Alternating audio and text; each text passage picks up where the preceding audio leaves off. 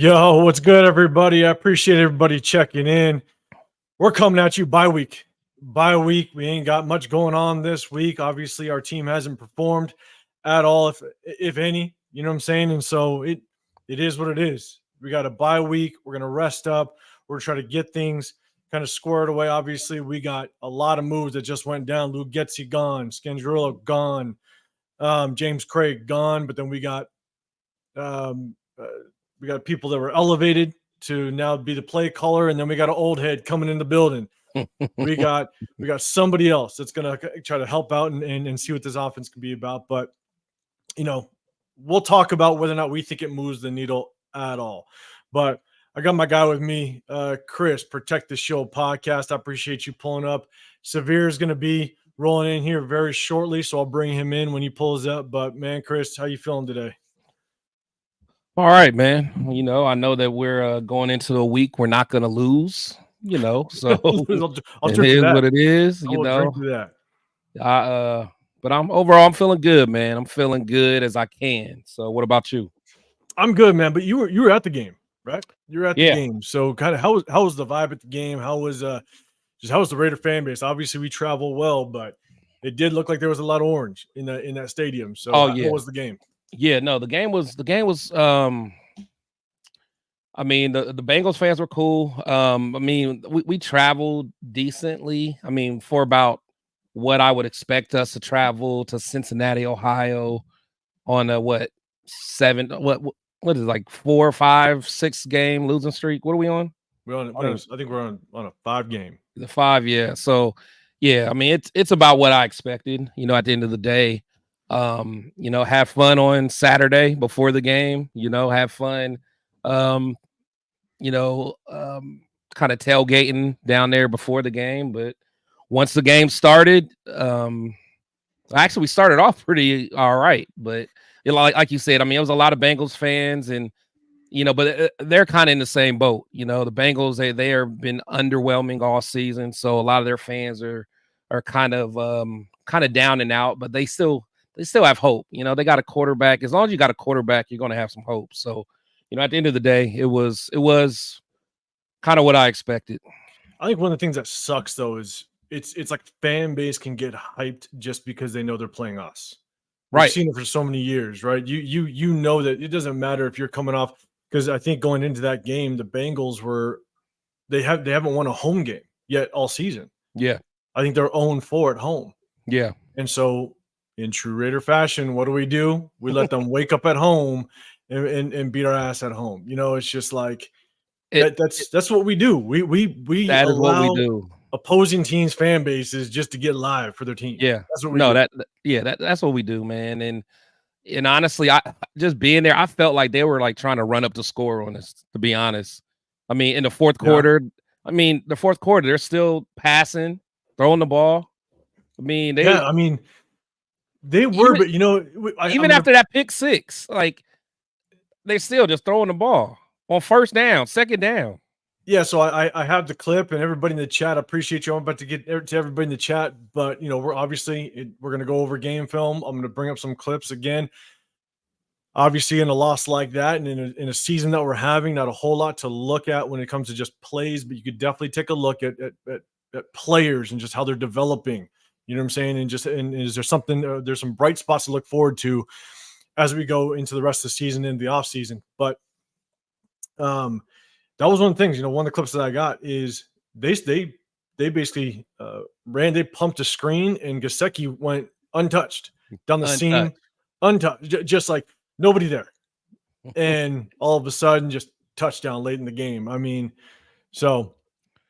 but yeah, man, it was cool. It was cool just kind of seeing us get going, but then again, in true Raider fashion, we just go flat. We go flat, and it was flat not only for the offense but for the defense too. I mean, so, man, it was brutal. But you know what though? Like the first drive though, just watching it, I got kind of excited because Gardner Minshew went deep the very first play. I'm like, okay, yeah, he tried to, okay. First play of the game, letting our nuts hang a little bit. All right, then it just got bad after that. Wanted to set the tone, and we got back to true Raider fashion. Right. But we got one more. Severe, man, you popping through, brother. How you doing, man? Oh man, I'm doing good, doing good. How you guys doing? My dog. We good, man. Yeah, man. Hey. Hashtag it is what it is, baby. Like you already know what time. You already know what I'm on, man. You already know. That's what I mean. I'm telling you, there's gonna be too many hashtags by the end of the season. Ah man, too many damn hashtags. But we're I'm always gonna ride with hashtag SS. That's for sure. I'm gonna have a jacket with all the different hashtags. Looking like It is what it is. Hey, hashtag SS. It is what it is. You know, all of it, all of them. I told you, I'm almost done with SS, bro. Let's call it how it is. That's how bad it is, man. Just call it. Whatever, man. I'm defeated, man. I'm defeated. I'm with you, man. But hey, let's get to the chat real quick. I appreciate everybody coming through. Man, I ain't putting this first guy up yet. Okay. But you always in it. But Raider Primo, man, I appreciate you. Primo pulling up.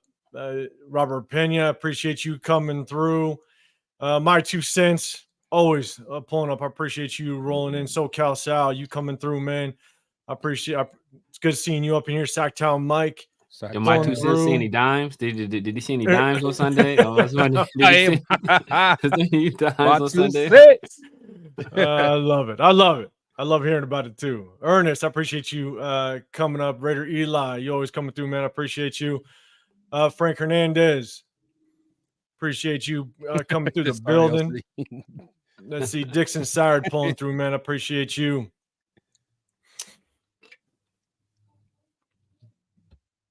You guys help me out with that one. What's it? Oh, yeah, Hatamaki. Yes, yeah. Yes, yeah, Hatamaki. Yeah. Okay. You know that? Come on, real talk. Yeah. I've seen it, but I've never had to pronounce it on the screen. So you know what I'm saying? Man. So see, that's why you're not. That's why you're not the 805 Raider. Wait till the real one comes in. I know he's around here somewhere. I'm just underscore. That's all it is. I'm just underscore. Chili Pepper 28. I appreciate you pulling up. D Truth 91 coming through. Dominic 5. What's going on, man? And then I'll just do this one time for you, Tyler. I don't know if you're still in there. I'll do it one time. Charger fan. That's all you getting. One time. What up, Tyler, man? Tyler always come through, man. Shout out to him. He is. So Tyler, the Chiefs fan, formerly known as a Chargers fan. Got Billy Davis. Got my boy Billy Davis in the building. Billy Davis, what's going on? Billy Davis coming up. Severance in the building. Man, I got Billy Davis, bro. My guy Billy. Hey, Billy man, look clean in that picture too. That's all I want for Christmas. That's all I want for Christmas. This one time. Correct once, man. That's all I want. Shout out Billy, man. Shout out to you, Billy, man. I appreciate you coming up. So obviously a lot of going in the bye week, we got a lot of changes. Luke Getsy gone. Rich Gangarillo gone. James Craig gone. We elevated Scott Turner, play calling duties, and then we bring an old head with Norv Turner coming in, right? And so here's the question. All right, we won't touch too much on it because, again, we're going to be going over film. Severe, I'll throw it to you first, man. Do you think Scott Turner, do you think Norv Turner moves the needle at all when it comes to this offense? No. No. But what's gonna happen? What's going to happen is that this Miami game, we're going to come out like gangbusters. We're going to come out, put up 30. We're going to put up 30. And people going to be like, oh, man, this is the change we needed. I told y'all Luke Getsy was holding this team back. See, we should have got rid of Luke Getsy weeks ago. And then we're going to come out the rest of the year trash like we've been because offense don't got enough talent to do anything in this league. Scott Turner had the Commanders, and Ron Rivera got rid of him. He had 3 years. I think in 3 years, he had the 24th, the 23rd, and 25th ranked offense. Norv Turner had Cam freaking Newton, and he had still one of the worst offenses in the league. This dude's 72 years old. Okay, like he needs to be kicking it with his grandchildren, playing golf somewhere, wine tasting. Like this is the things he should be doing. Not trying to turn Desmond Ridder and Gardner Minshew into like starting caliber, like not trying to get Zamir White and Alexander Madison going. Like this is not in your wheelhouse right now, man. Like, like you were outdated in 2018. It's a whole 6 years from then. Bro, you was coaching back when Emmett was around, bro. Like, come on, man. You know it's Emmett and all them sitting down somewhere, man. Like, And so here's my thing though, and severe to your point, right? Look at what we did after Josh McDaniels went down, or we let him go, right? We come out against the Giants and we put up points. And then after that, offense basically went flat. Yeah, we put up 63 against Chargers. That's more about Chargers not wanting to play. Then we put up, points on a Broncos defense, which again, I think they were playing for a draft position that last game of the season last year. And so outside of that, offense went basically flat. And so, yes, you can get a quick spark because you just have some just different personnel, different faces, the whole nine, but a spark only lasts for so long. And so, Chris, I'll throw it to you real quick, but D-Raiders, you saying it's useless looking at game film? It's not. I'm just letting you know, because the thing is that, yes. We're evaluating. That's literally what we're doing at this time of year, evaluating, man. The thing is, I don't know if you've seen us do this in the past, but one of the things that you look into when it comes to game film, even when you lose, is you look at personnel, you look at who's progressing, who's regressing, who is not performing. You're going to see things on film that can carry you into the rest of the season and off season, and you can say, okay, here's a building block. All right, one name I will mention is basically like Jordan Meredith. I think Jordan Meredith is a pretty good building block at the guard position. That was kind of a surprise. I wanted to see him start in front of Cody Whitehair, but at the beginning of the season. But he's kind of a surprise, and so you want to continue to evaluate that as time goes on. That's why you watch film. That's why I love watching film. It's just kind of what I do. So, but Chris, to you, do you think it moves the needle at all? Scott Turner, Norv Turner, coming in the building. Think it moves it at all? No, I don't. Like when you think of Norv Turner, like I think Norv Turner has the type of coaching philosophy that AP wants. Like he's all about being balanced, but still running the ball strong. Being physical, throwing the ball deep.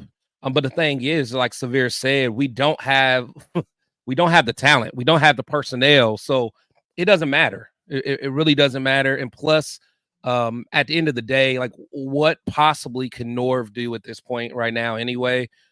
Just like who was our OC last year again? Bo Hardegree. Bo Hardegree. It's like you can only do so much, in the middle of the season. It's not like you can do a whole new install. You can't do a whole new install right now.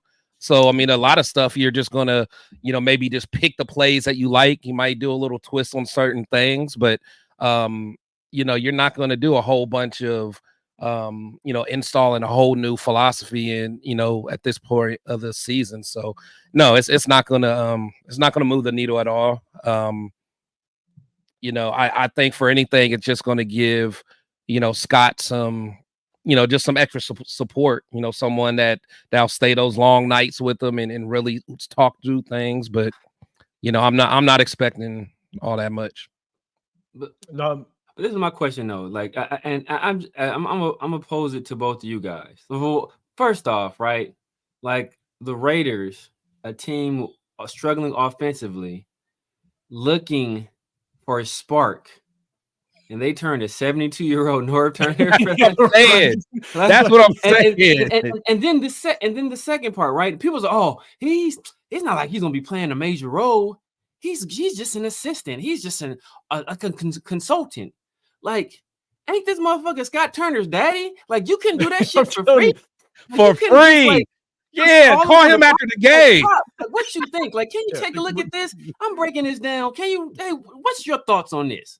Like he had to. This basically just a homie hookup. This honestly nothing but a homie hookup. Like Pops, I'm about to get you in here. We both going at the end of the year, so I'm about to get I'm about to get a little check too. A little Christmas money. Let's make some Christmas money. That's all this is, bro. It's nasty. It's just terrible. That's the thing, right? Norv Turner. I don't know what he brings at all when it comes to. In our situation, right? You could bring him on with a pretty established coaching staff that you can kind of use as an advisor a little bit. But what does he truly bring to the table in our situation? Because at the end of the day, I don't think it moves the needle one bit because one, I don't think Scott Turner is a good enough offensive coordinator to do it. His dad's not going to come in and all of a sudden give him so much advice that all of a sudden he turns his table. But we also got to look at the situation that we're in. we're still a pretty banged up offense. We have issues on the offensive line. We don't have a solidified quarterback. Our run game is horrible. We have practice squad tight ends coming up every single week. We have practice squad receivers coming up every single week.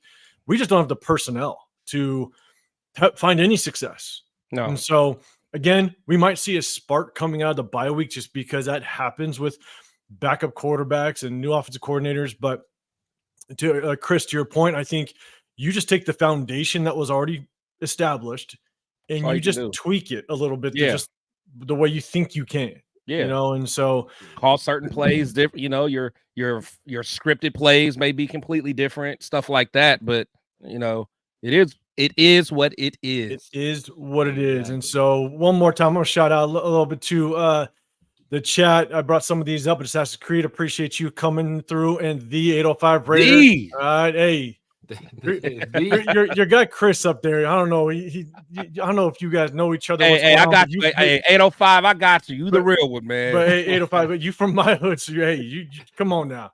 Let's be real about this. Y'all starting to beef with the other, ain't it? The OG 805. Yeah, the OG. It's OG too, man. So trust me. I don't know what's going on. Space Beast, I appreciate you. Gravy, appreciate you coming through, man. Gravy. Jake Long, I appreciate you in the building. Super Omicron, always good seeing you, man, coming through. Make sure I kind of get to everybody before. Okay, perfect. Oh no, oh man. Are you though? Chili Pepper? I don't know, man. Man, this is I'm chilling like 12, bro. Exactly, bro. Chili. Yeah, like you real, man. You're like 12. I'm not. Shout out to Chili, man. I'm telling you, so hey, I guess we just coming out. And D-rated, I was on the 805. Okay, I'm with you, man. Hey, so, but look, here's my thing: is the other, I believe it was on Monday when Antonio Pierce came out into his presser, and he basically said the team's got the week off. I don't know if anything's changed in the last couple of days or so. So correct me if I'm wrong, but he basically said that he's given the team the day off, and they're basically gonna come back either on the weekend or on Monday. And so here's my thing: is you fire Luke Getsy, you get rid of Luke Getsy, you right bring in time this is your time, and you got. It's not like all of a sudden you fire Luke Getsy and you're gonna continue to rock with Gardner Minshew. No, you're going to go with Ridder. I don't see you going back to Gardner Minshew. He needs all the reps he can get, right? All the reps he can get if you want to see this offense have a chance at success. And so I'm like, the move confuses me, and that's why I want to chop it up with you guys and really kind of get your opinion on this. But I understand AP is coming from a player's perspective, right? You want to give them the week to just kind of heal up, and you want to be able to, just get your body right. And I understand that. Get away from things, spend a little bit of time with family, just to kind of decompress a little bit. I get it, but this is the situation you put the team in. And so, do you guys agree on this? Do you agree with having the team take the entire week off and then come back on Monday next week? Chris, I'll throw it to you first. Well, I agree with it if we're all trying to get the goal that we want to get. Hey, take it off, man. But the competitor in me is like, just kind of what you're saying. If we know he's going to go with Ridder, the reason you make this change right before a bye week, because you have an extra week to kind of prepare, understand whatever the plan is you're going to have. And it's like you're not taking advantage of it. So again, I'm okay. Take the days off, man. Relax. We have a lot of injuries. One thing about that Cincinnati game that was crazy, all them daggone injuries, man. It's like every time you looked up, man, somebody was hurt. But from a morale standpoint, these guys are banged up. Let them rest their body, but it makes no sense from a competitor standpoint. I'm with you. I'm with you. And if AP does think his job is on the line, I'm not exactly sure why you would do it. He's not acting like it. He's not acting exactly. He's not acting like it. So I don't know. Severe, what's your thoughts on it? So I'm of two minds. Well, first of all, to Chris's point, AJ Nibel and Deuce Gruden need to get fired, bro. Like these motherfuckers need to get fired, bro. It's been it's like every year, injury after injury after injury. This is like ridiculous. It's not just like normal NFL. They say something with that field though. I heard like Look, a Bengals fan told me that they said that somewhere in their field. I don't know. Everywhere. No matter what field they playing on, that is true. So they need to be. They should have been packing their bags with Scangarello and Getzy and James Craig's weak ass. Right. But in terms of giving players time off, it's a fine line. First of all, it is what it is at this point. You do what you want to do. But also like the bye week is announced in the in the off season, right? You know what your schedule is going to be. So, guys are traveling, they're on the road. A lot of times this bye week is like the only time they really get to travel, spend time with the family. They might have had stuff planned, set up. So it's like, you don't want to be like, everybody's plans are scrapped. Everybody's going to be here because like that should be their time that they're allotted to. Hey, you know what? We're on the bye. Just make sure when you come back, hey, I'm going to give you this a study. Just be in your playbook. Be in the film, be in your film room. Make sure you come back, rested and you're taking care of yourself. You make wise decisions. Also, we got a staff full of geriatrics. Like I'm sure they need a break. Like they need to go get they need to go get their metformin and they get their high blood pressure. Like they need to do all this stuff. So it's some maintenance they need to get done. So that was probably strategic bringing Norv Turner in halfway through the season. He wasn't going to be able to walk the sideline all season. No. This was strategic. Man, that's crazy, man. But hey, he said metformin.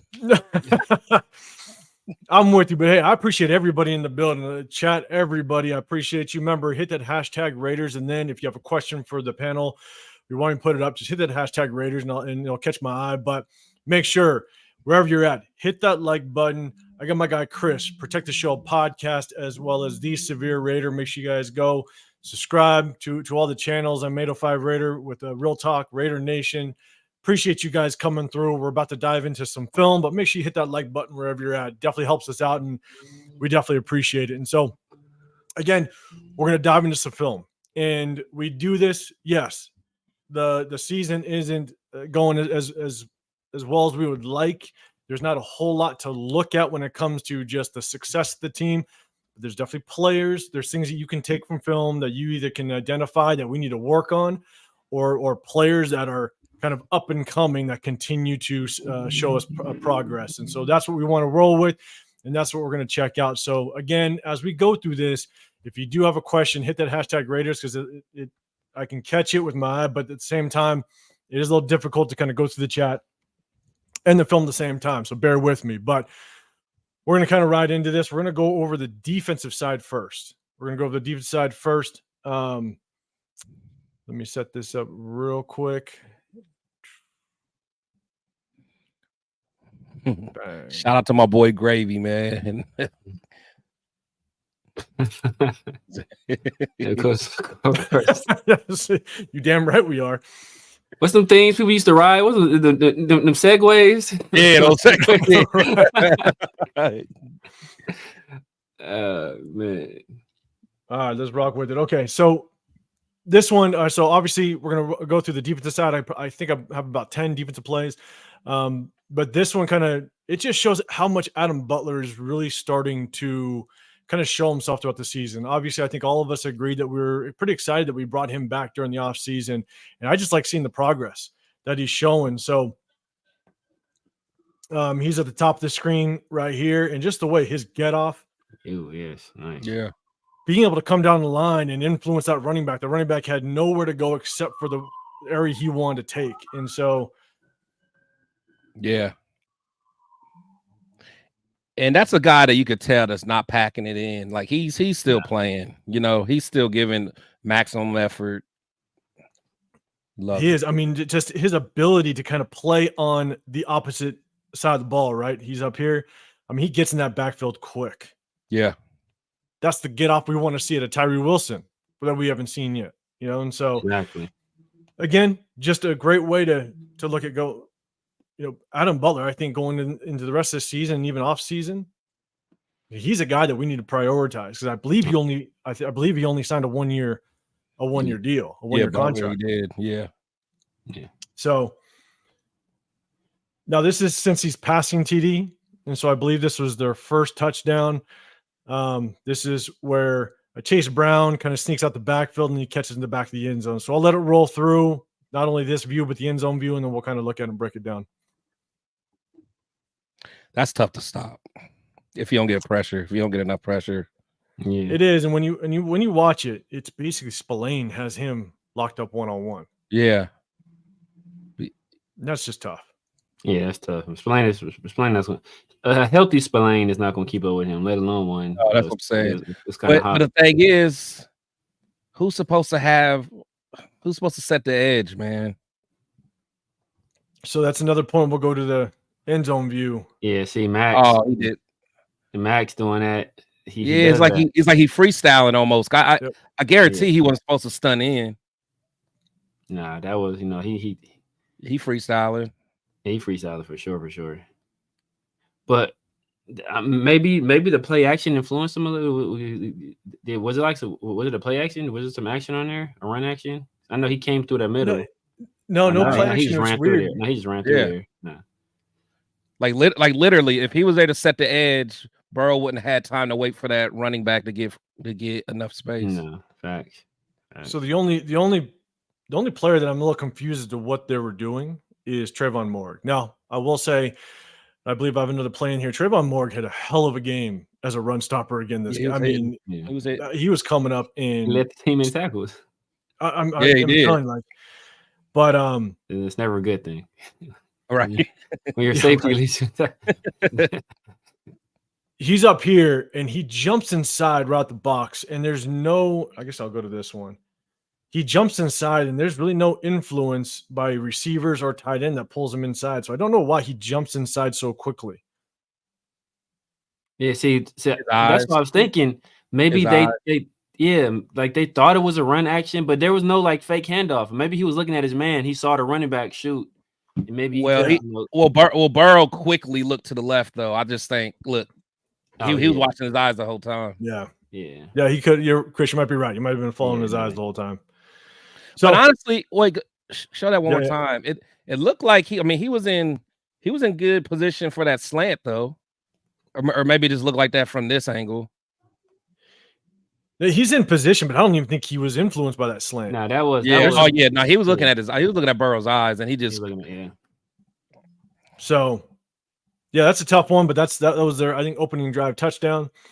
And this one, one thing I noticed as I was watching film, Divine Diablo got eaten up in the pass. I mean, it was almost like Cincinnati was targeting him the entire game, or at least 90% of their pass plays. They were targeting Divine Diablo. So he's at the top of the screen here.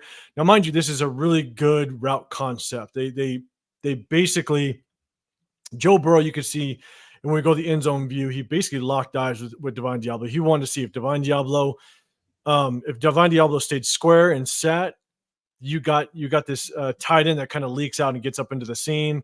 You got a slant that comes towards a little short dig route that comes towards Divine Diablo. Good route combo. All right. But I'd like to see, and we talked about this in previous weeks when we've gone over film, right? I want to see our linebackers just be more physical with these receivers that cross their face. Yeah. If you reroute this seam route just a little bit, you give the defense time. The timing's off. Exactly. And when we go in zone view, you'll see that the tight end actually runs at Diablo. Right there. Just hit him right there. Yeah. You're right there. Just hit him. Just reroute him a little bit, because it's this guy right here. He comes at Divine Diablo, and it's a good job by him, right? He goes at him to get his attention, freezes Diablo. Yeah, flat-footed. All you have to do is give him some contact. Get a piece. Yeah. Just get a piece. We'll do one more from the top view, but yeah, if you just get a piece, but he doesn't. He was close enough. You step into him, get a piece, you get him off of his line, reroute him a little bit. And now there's potentially an incomplete pass. So again, it's more about just potentially just the linebackers just have to be more physical. Yeah. You know, in the pass game. Yeah. Now, mind you, got to be careful because you have that rule, right? I believe it's what, past like 3-4 yards. Is it 5? 5 yards, yeah. But he can, I mean, but as long as you're not like, you know, like full on like cross checking the guy or like that. Yeah. You can get hands on a guy a little hand bit. Check you him. know?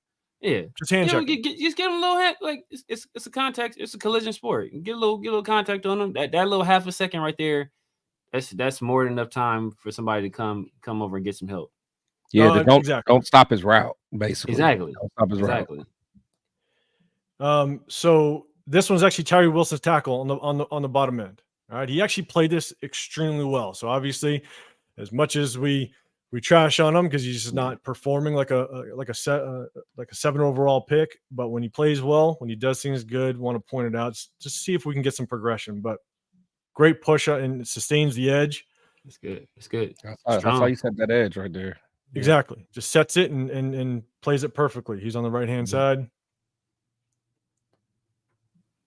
It's a little takes double on the team double too. Yeah, little double team. I think if he could get his bull rush, if he could get his bull rush off on somebody, then he's good. Who was the linebacker that's on that side? I think both, because I think it looks like the running back wanted to come back inside, but he couldn't. They forced him outside. Yes, Diablo. Okay, yeah. See, that was good work by him and Tyree. That was good. Yeah. Good work by both of them right there.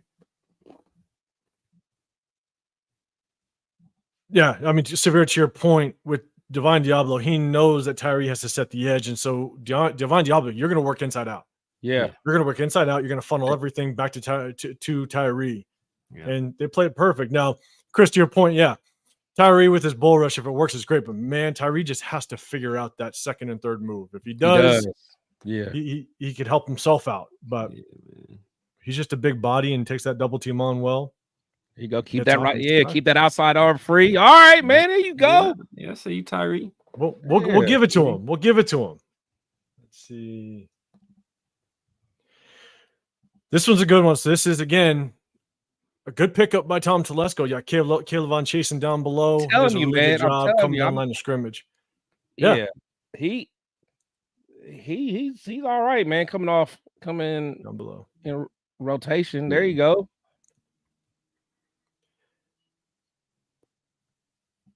So, and I believe he started this game over Tyree, and so he started this game. I think he even started last week. He's been starting. Tyree ain't been starting at all. It been Snowden or him. Yeah, I'm about to say he's been starting.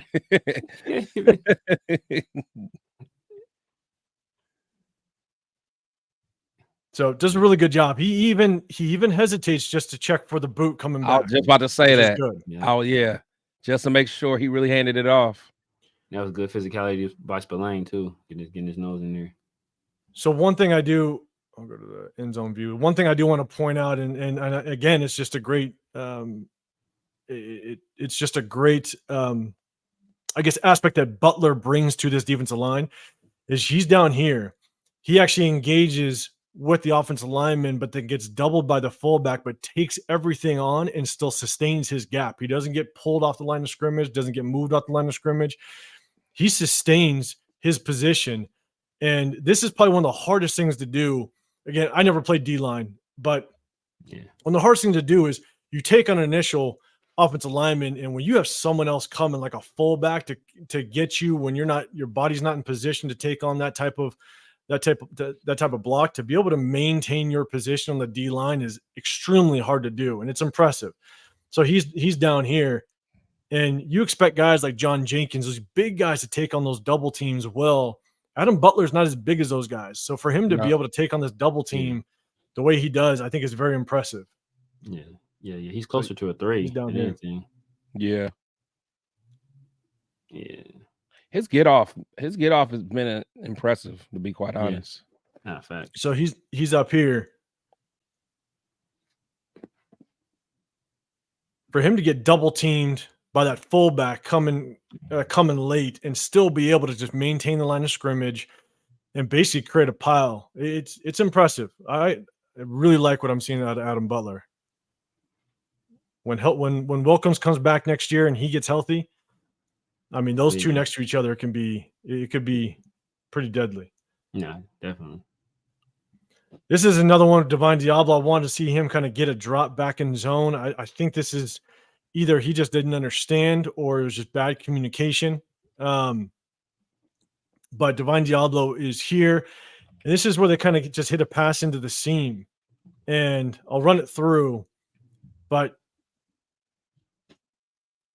I think it's just bad communication between the linebackers. So you look at so Robert Spillane, he's sitting in this gap. So he's going to lock up the Chase Brown, the running back. But for some reason, Divine Diablo goes to him as well, which Joe Burrow sees it, finds that seam easily with Gesicki right here. It's an easy read. Yeah. I'll go back to the top view. I just pitch and catch at that point. Exactly. Yeah, because you'll see it. Spillane comes up and he locks up with Chase Brown. So we're here, right? He comes up, he locks up with Chase Brown. There was no play action. I would have liked to see. And again, if this is the play, I don't know what the concept is right now, but again, you got two guys going after the linebacker. Doesn't make much sense. Yeah, it looks like they're at the running back. Yeah, it looks like they're in man. It looks like. Well, maybe not because who was that? Who was that in the slot? Darnay Holmes looked like he was passing somebody off in the slot. Like he sees our eyes like he's about to pass that guy off and stay in that zone. But still, though, I mean, I don't know. I think he actually might have seen the ball get out. Maybe. Oh yeah, because Palomar was following that guy too. He's following Gesicki. So Darnay Jones, I think, because he opens inside, he sees Burrow release the ball, so I think that's why he lets him go. But yeah, so that means Diablo, Diablo should have been locked up on the tight end then, because the only other person over there is Calevon, and Palomar is too deep to be manned up against anybody. So he should be manned up right there. Yeah, so you're basically in a cover 2 man. Yeah. You're in a cover 2 man, 2 high safeties, man underneath, which means you have Divine Diablo 1-on-1 with Gesicki. Yeah. So why there's no play action? Yeah. Why Divine Diablo comes here and it's just left wide open? Wide open. Makes no sense. I don't know. I almost think that was Palomar. I know he's far back, but it seems like he went directly there, or maybe he went there just because he saw that Diablo missed his assignment. Maybe. I don't know. I'll go back. Yeah, because it seemed like he did go straight there. He did go straight there. Like almost like a yeah. That's what I'm saying. It looked like I see what you're saying. Yeah. Because Diablo didn't even look at him.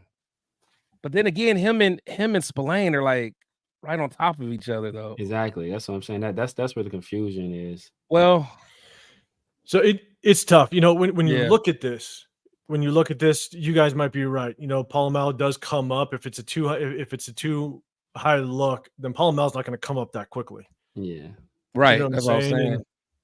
And there's a lot of times when linebackers, if you know you have that single running back, you might just bracket that running back and you're going to take a side.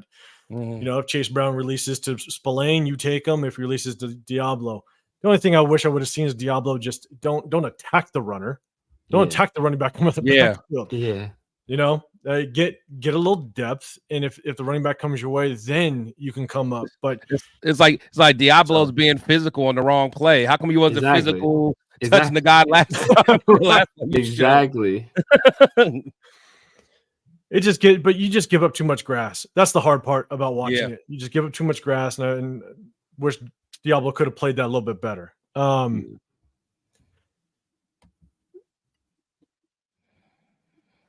And as we're kind of going through this, I believe this was another touchdown. It's tough because it felt like throughout the game, that one that kind of just popped over Divine Diablo, the one that we shown before, they basically ran a seam right past Divine Diablo, and then on this one, Joe Burrow scrambles around a little bit, but again, he just finds it right under Divine Diablo. He's here, pops it right in front of him.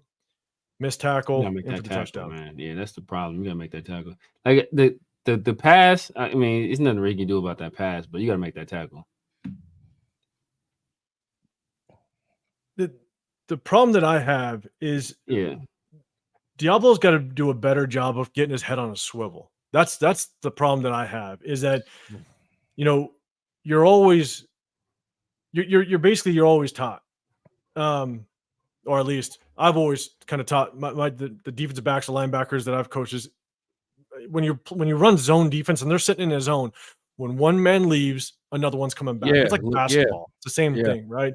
When one man leaves, another one's coming back. And the problem is that with Divine Diablo, they got John Jenkins. They got John Jenkins dropping back in coverage though. That's the Did they? We got John Jenkins dropping back in coverage. Like Nah, that's Butler. That's Matthew Butler. No. Oh, it's Adam Butler. Adam Yeah, Butler. it's Adam Butler. Yeah, still, they got one of those. Adam can move a little bit. But look, but technically, he the one that got full right there. Look at him. he's the one that got full right there. Look where everybody else at. Look. Oh, got you. Well, you know what? No, I mean, but honestly, the guy's behind him, so he's just looking at Burrow's eyes. I bet Burrow looked him off real quick. But yeah, he did. See, Burrow looked him off. But you're not expecting much from Adam Butler, right? He's just a big body in the middle. The pass completion isn't the problem; it's the missed tackle after the pass gets completed. That's the biggest issue. But here's the thing, though, is Jamar Chase is the nearest threat to him to Divine Diablo right now. Mm-hmm. Nearest threat. So as soon as you take a check step because you're a linebacker, right? You get to your drop. If Jamar Chase leaves your seam area, then you got to get ahead on a swivel. So he left. He's going into the flats. Corey Embedded's going to be there in the flats. So your eyes have to instantly go inside. You have to instantly go inside because something else is coming back. Yeah. But he's late to look at it. Yeah. And doesn't see any miss a tackle. Yeah. But I mean, it's tough. 'Cause you're in zone. You still got to make sure you get proper depth, though. If you don't get proper depth, then they'll throw something over your head. Yeah. So that you still got to get your proper depth. But and like he saw it, he missed the tackle. But I don't care what y'all talk about. Hey, I don't care what you talk about. Severe. Adam Butler did his thing, bro. Look, there we go. Let's watch it again. Let's watch it again. Just look at that back pedal, man. You quit playing with him. Go on, man. Look at them hips. Thayer Mumford, and Adam Butler. we got more sweet feet in the building. They showed up on Monday. They showed up on Monday like, man, we working with skills today. Oh yeah. We ain't with the hogs. We working with skills today. So real quick on this one, this is kind of what we get with Max as well, right? We just watched it where we were hoping that he would have the edge. He kind of jumps inside and he's at the top of the screen. He kind of does it again. We saw it earlier in the season where that's what I'm saying, man. He kind of takes himself out of play. Even though, hold on, run that back. Did he just? I felt like he went to the ball though. Did he just not make the play? Oh no! I mean, no. He lets everything just ride inside, and he just. He just You gotta make that tackle, man.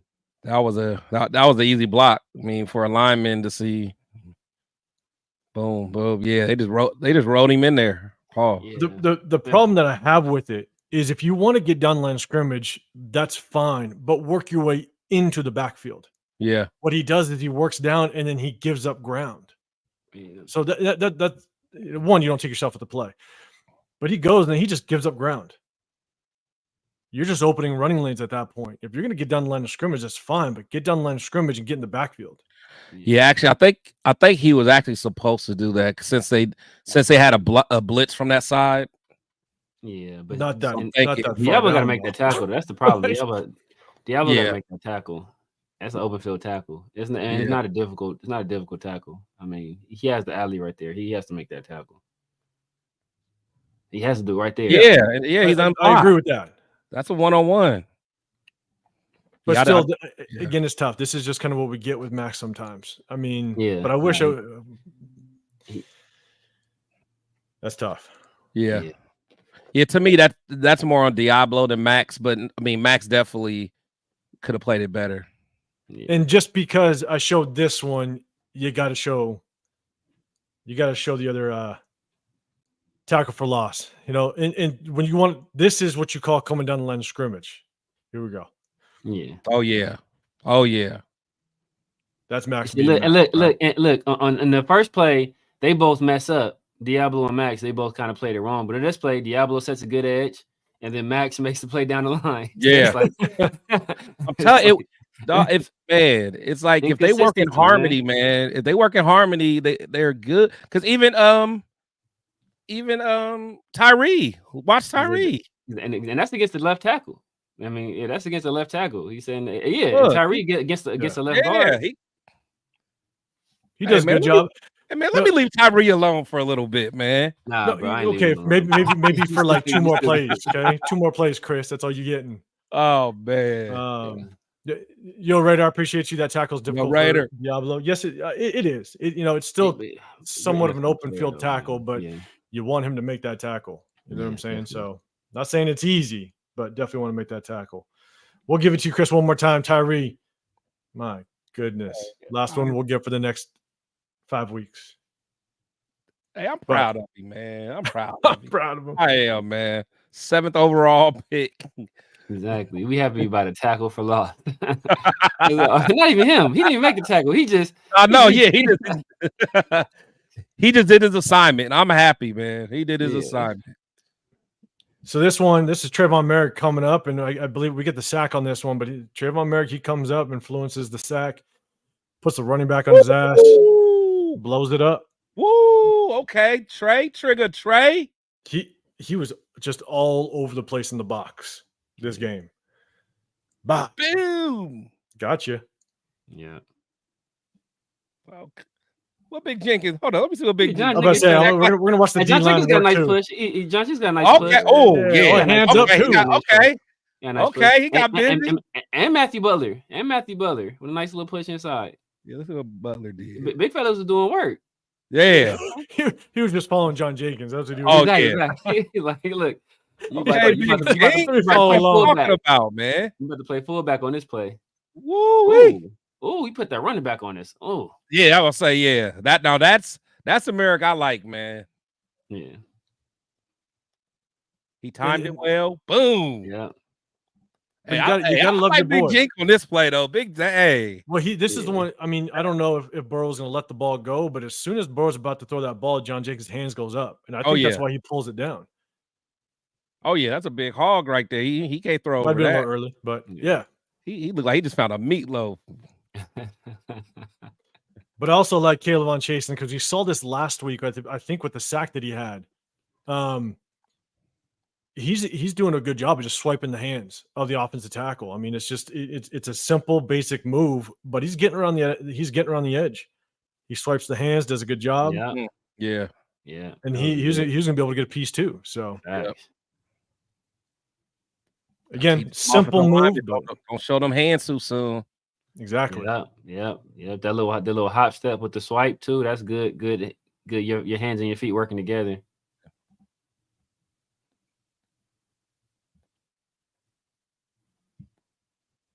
That's a nice move. That's a nice move. Yeah. He learned that from Arden Key over there in Jacksonville. Ain't that Von Miller move? The little swipe, the little hand swipe. Ain't that Von Miller move? Oh yeah. Von that. Here's the pick six. This was fire. So what's really good about this is, but it's also player recognition because he also recognizes that's Jamar Chase going in motion. Yeah.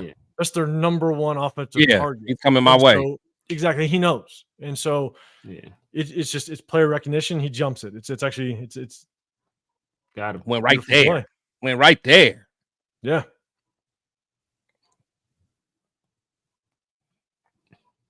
Great job. Player recognition bypasses the blocker, which is perfect. Just bypass. Let me see what Trey does.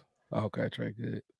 I was about to say a good coach would come back to that, like someone like Andy Reid would come back to that and Yeah, do some. Didn't go deep do with some that. Yeah. exactly. Catch him That slipping. slide receiver hit you for 6.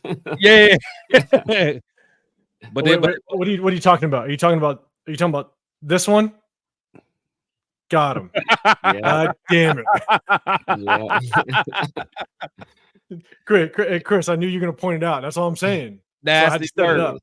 You had to, yeah. You Was that man. Palomar? So Was that Palomar right Palomar. there? Yeah, Palomar got caught peeking. We know what's going on, Cole Kev? we know Appreciate you Agent pulling up. Zero. We know Agent Zero ain't letting it. We already know.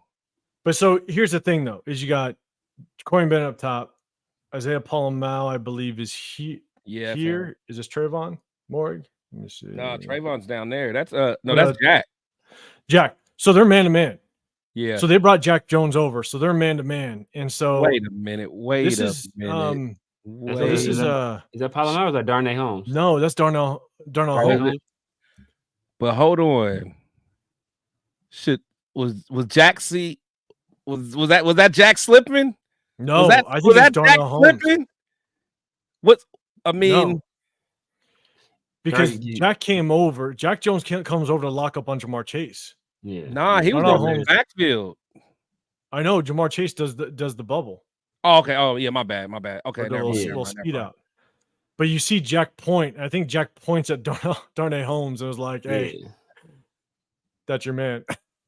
I think he points at him and was like, "Nah, that's you." Yeah. So easy. but they got him. Too easy. Too easy. They got him on that night. And then Darnay thought Darnay was like, "Let me get some of that." He said, He said, Jack, I've been watching film too. Let me get a touchdown in here too. And he's like, got him. Yeah. It's just tough because in that situation, I don't know if they're trying to communicate at all, but at the end of the day, it's like if you are just manned up, if you're in man coverage, man, Darnay Holmes should have that should have been his guy. Do your job, man. Because Jack goes quick. Yeah, Jack is But yeah, I don't know. That's a hard one. I mean, I would assume it's Darnay Holmes' guy. It's Darnay Holmes. So, but they both just take off, which is weird. Oh yeah, immediately. It's instant. You know, and so are they playing more of an inside out type of technique to where one guy goes out, so Darnay Holmes takes the outside guy, and so I don't know. But either way, that's what you mean there. You know what I'm saying? But either way, Chris, OC was going back to that. Going back to that. Yeah, play call. He got us. So, all right, that kind of sums up the defensive side. Again, not a whole lot going on. They obviously scored a crap ton of points on us, and if I could have just put up all their scores, we would have had a whole show just on the defensive side. But we're going to jump to the offensive side. But before I do, I wanted to just say appreciate everybody in the chat. My 2 cents, you still in here. I appreciate you, Dre, for show you coming through. Cool, Kev. I said what's up to you earlier, but I appreciate you pulling up. Eric, Raider Haters, Hunter, I appreciate you coming through as well. I don't think I said it, but Tiano Raider 16, appreciate you pulling up. Fear Raider coming through.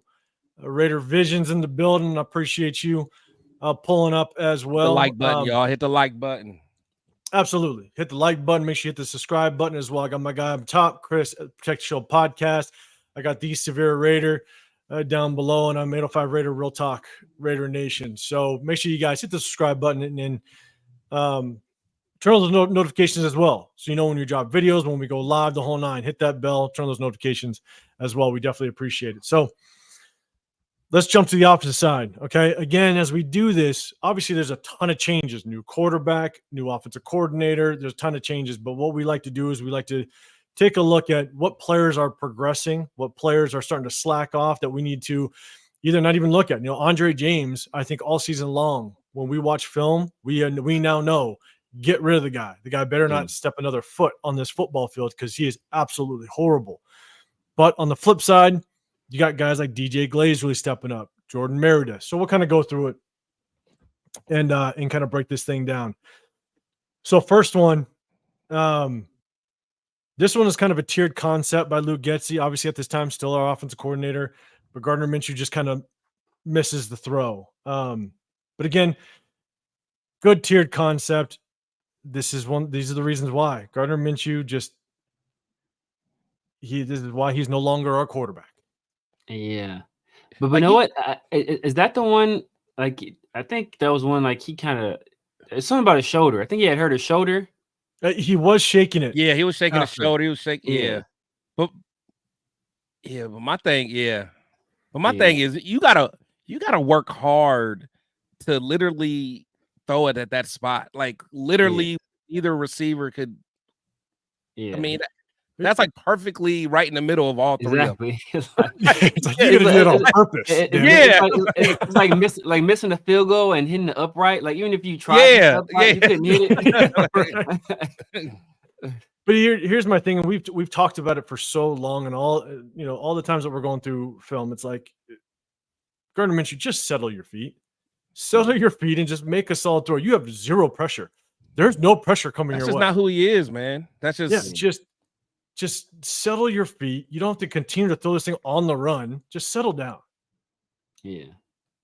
And just make a decent throw. But again, this is why you're no longer our starting quarterback. So, and I put that up there because look, the balls, the routes are there. It's open, but again, Gardner Minshew just can't hit it, and we've seen it so many times. SoCal style, yes, perfectly thrown ball to no one except for the green grass. Another tiered concept. I think this is the one where Brock Bowers catches the ball, but a good tier concept. But Gardner Minshew goes back to him, which is good. I'll replay it again just so we can see it. But Brock Bowers motions inside, then he comes back out. And if you guys remember, do you remember? I think it was last week when they ran that screen concept to Brock Bowers. Minshew didn't throw the ball. He kind of rolled out, but I want him to go back to it. Yeah. This is similar concept, not the exact same, but similar concept to where you let the defense, if you don't hit it right away, let the defense drop. Right. Yeah. And then throw them open. I mean, it's just. See, like even watch how Gardner throws this. It's like he wants to look sweet while he throws it. Yeah. Like no one did, but like it's like you know what I'm saying? Like he just wants to look sweet. Like you know when we were kids. Like, we were kids. Yeah, like he just doing too much. Shout out to my boy Chop in the chat, man. It's my guy. But here, and this is why you go back to it. You know, it's like when you see offensive coordinators run a play where you fake the handoff to the running back, they go to the flat, but then you still hit the running back. It's because the defense, as a defender, you're trained. You always you basically defend the deepest man. Even if you're in zone, you defend the deepest man. And so you can watch the action of this corner. The corner, as soon as Brock Bowers breaks back out, the corner will stay flat. He stays flat. But the moment the ball doesn't go, what does he do? He drops. Yep. Because you defend the deepest man. Yep. In your zone. And so that leaves him wide open. Yeah. He drops, and now you create the space. That's why in the film last week, I think it was, you got to go back to him. You got to know you have to go back to him. But he didn't last week. He did this week. You have the space. You hit him, and Brock Bowers can get some yards. So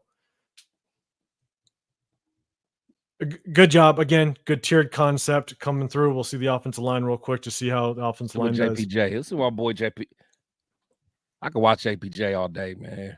Yeah. Boy just won. He wants violence, man. Nah, for sure.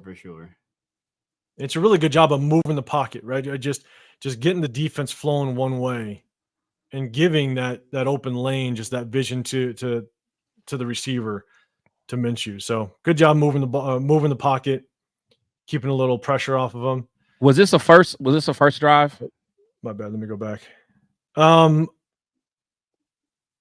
Or did you bounce around a little bit?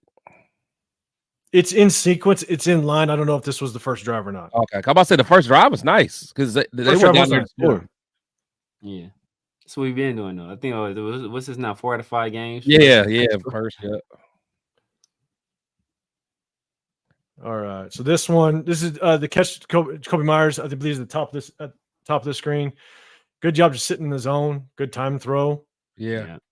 Yeah, it was nice. It's just good tempo. So Gardner Minshew's feet. Did he set him this time? He set his feet. Did he? Plant and throw. What is? Hold up. Here we go, Severe. I'm All right, watching what film. you got? You just see Ray. Hold up. What is this? What is Who we Thayer Mumford watching? doing Who we right watching? here? Hold on. Who we watching? Thayer? Yeah, what is Thayer doing? Like I'm confused. Like he All right. gave one guy a little bit of a shove inside, but then he blocking nobody. He just like what is he? He's leaning. That's what he's doing. He's just leaning. Like, bro, He what's he? said, "Hey, they got me out of position." Yeah, put me back at I think receiver. like, Come on. Coach. It's like he the only person that's not engaged with somebody. But I'll go back one time. If you watch Gardner Minshew, if he sets his feet, Yeah, it's a quick hitch step. It's He a good drives throw. the ball, and he puts it on the money. The bad part is his mechanics are so bad it doesn't allow him to do this every time.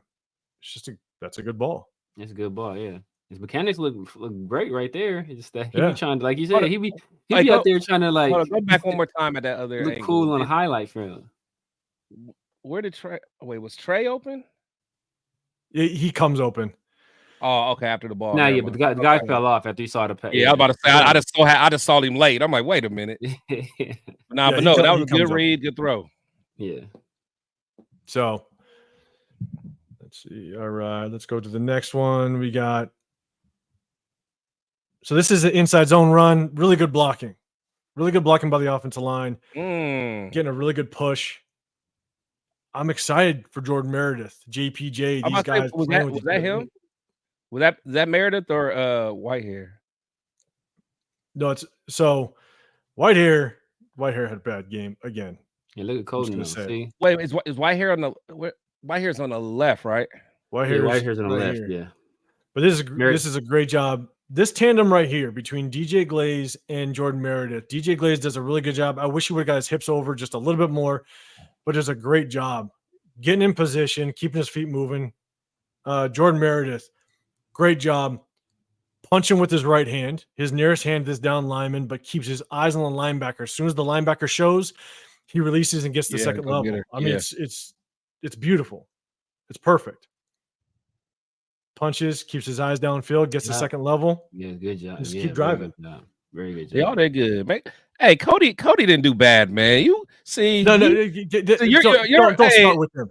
see. Yeah, he got That's your Tommy Eichenberg, I think, man. I think that's your Tommy. He did not like Cody right here for He does it. like Cody right here at He all. ain't do nothing wrong. Look, I like Colton though. I like Colton out there being physical with Trey Henderson. And even after the play, like bro, you ain't be like, get your hands off me. Hands off me. So here's Zamir White's TD run. So Chris, I think it is still the opening drive. Yep. Yeah, that was wide open. Okay, Yeah, look at him. Okay, Wide open. Yeah. it's night and day. It's night and day with JPJ in the middle, man. It's night and day. Even though he didn't take his hold, but I mean he didn't follow him, but like he just handles business. Yeah, that was double team by Mumford and Glaze. Well, you got double team here. Jordan Merritt does a great job. Gets his hips around, shields him back inside. JPJ does a good job, but this whole right side, does it perfectly. Oh, that was he could have went either hole. Yeah, who's 43 right there? Can I know? They put him at fullback. Okay, so he was like the lead blocker right there. So that's what was able. So he was able to get that kick out, that block outside, and that's what allowed Thayer to yeah. And now for sure. See, that's what allowed Thayer to go inside and double team. So yeah. See, but as we kind of pointed out earlier in the year, that's like a Michael Mayer thing, right? That's what Michael Mayer will be able to do. That's what he was supposed to. I believe that's what he was supposed to do. That was going to be one of his roles in this offense. Wait, hold on. Wait, run one more time. Wait. Yeah, my bad. I'll go back. So it was Cody. Wait. So Cody was the one that. Wait, let me watch Cody again. You watching Cody? Okay, Chris. See, Chris, I knew you were going to talk about something. Hold on, unless I'm tripping. Look.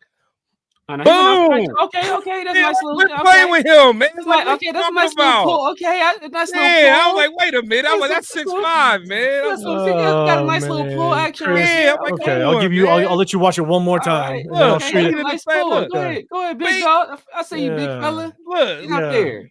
Great job, Cody Whitehair. Let's watch. Let's watch Cody Whitehair on this Cody one. Whitehair. Okay?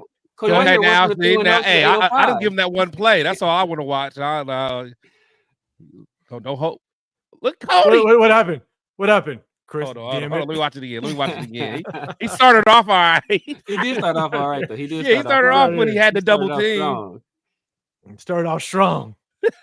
And then Yeah. Yeah. He whiffed. He whiffed right there. He was all right when Colton was helping him. Yeah. Oh man. So I'm just saying, Chris. I knew you were gonna say something, Chris. I had it Yeah, lined up. this kid. Yeah, man. Yeah. He keeps setting me up. But I love the double team though. Hopefully this will be a tandem we see for quite a while. Is this little tandem double team, get these guys out of here. Double team, get them out. Yeah. That is my. If he makes that block there, man. If he makes that block, that's getting some yardage. If Cody Whitehair does his job. I don't care what nobody say. JPJ, he is fire, bro. Nah, for sure. I mean, it is a complete different. I mean, look at that. Andre James could never. Never. Yeah. He don't have the fit. He's just not big enough, bro. Or strong enough. Yeah, he just even try to do nothing like that. So again, this is kind of showing. And again, Chad, if you guys got something for me, all right, Tyler, I'll put you up one more time. One more time, that's it. Okay, that's all you get. I'm just letting you know. But right away, I see you in the building. This dude don't talk in complete sentences at all. I don't know what that meant. I don't know what that meant. Minshew is QB. Like, what does that mean? I don't know. I want to be offended, but I don't know what you're saying. So. Yeah, you don't even know what he's saying. He's a system QB. I'll flop it for him. Black and Gray Dot, I appreciate you coming through. Day. You in the building. I appreciate you pulling up, man. For everybody, if you guys are new or you guys are first time seeing it, we do this typically every Tuesday. I couldn't make it yesterday, but typically every Tuesday. But tonight we're doing it on Wednesday. But every Tuesday, we'll kind of break down some film. Is another inside zone run. It's kind of just paying attention to Jordan Meredith and DJ Glaze. I think I want to give these guys just as much credit as possible when they are really showing who's promise. That? Hold on. Oh, so this is Justin Shorter. I know you saw at the end. Justin. Yeah, see, I like stuff like that, man. That's what I'm talking about. I don't even know who it was. But you got Jordan Meredith here. You got DJ Glaze again. DJ Glaze does a good job. Gets his hips around. He is a big ass dude, bro. That is. DJ Glaze. DJ Glaze is a big ass dude, man. What I like seeing is that DJ Glaze coming out of college, he was known for his pass protection. Right? I don't think he gave up a single sack his senior year at Maryland, but he was very suspect in the run game, and I think it's improving. I think it's improving a lot. And so you got DJ Glaze here and Jordan Meredith. Watch them work together.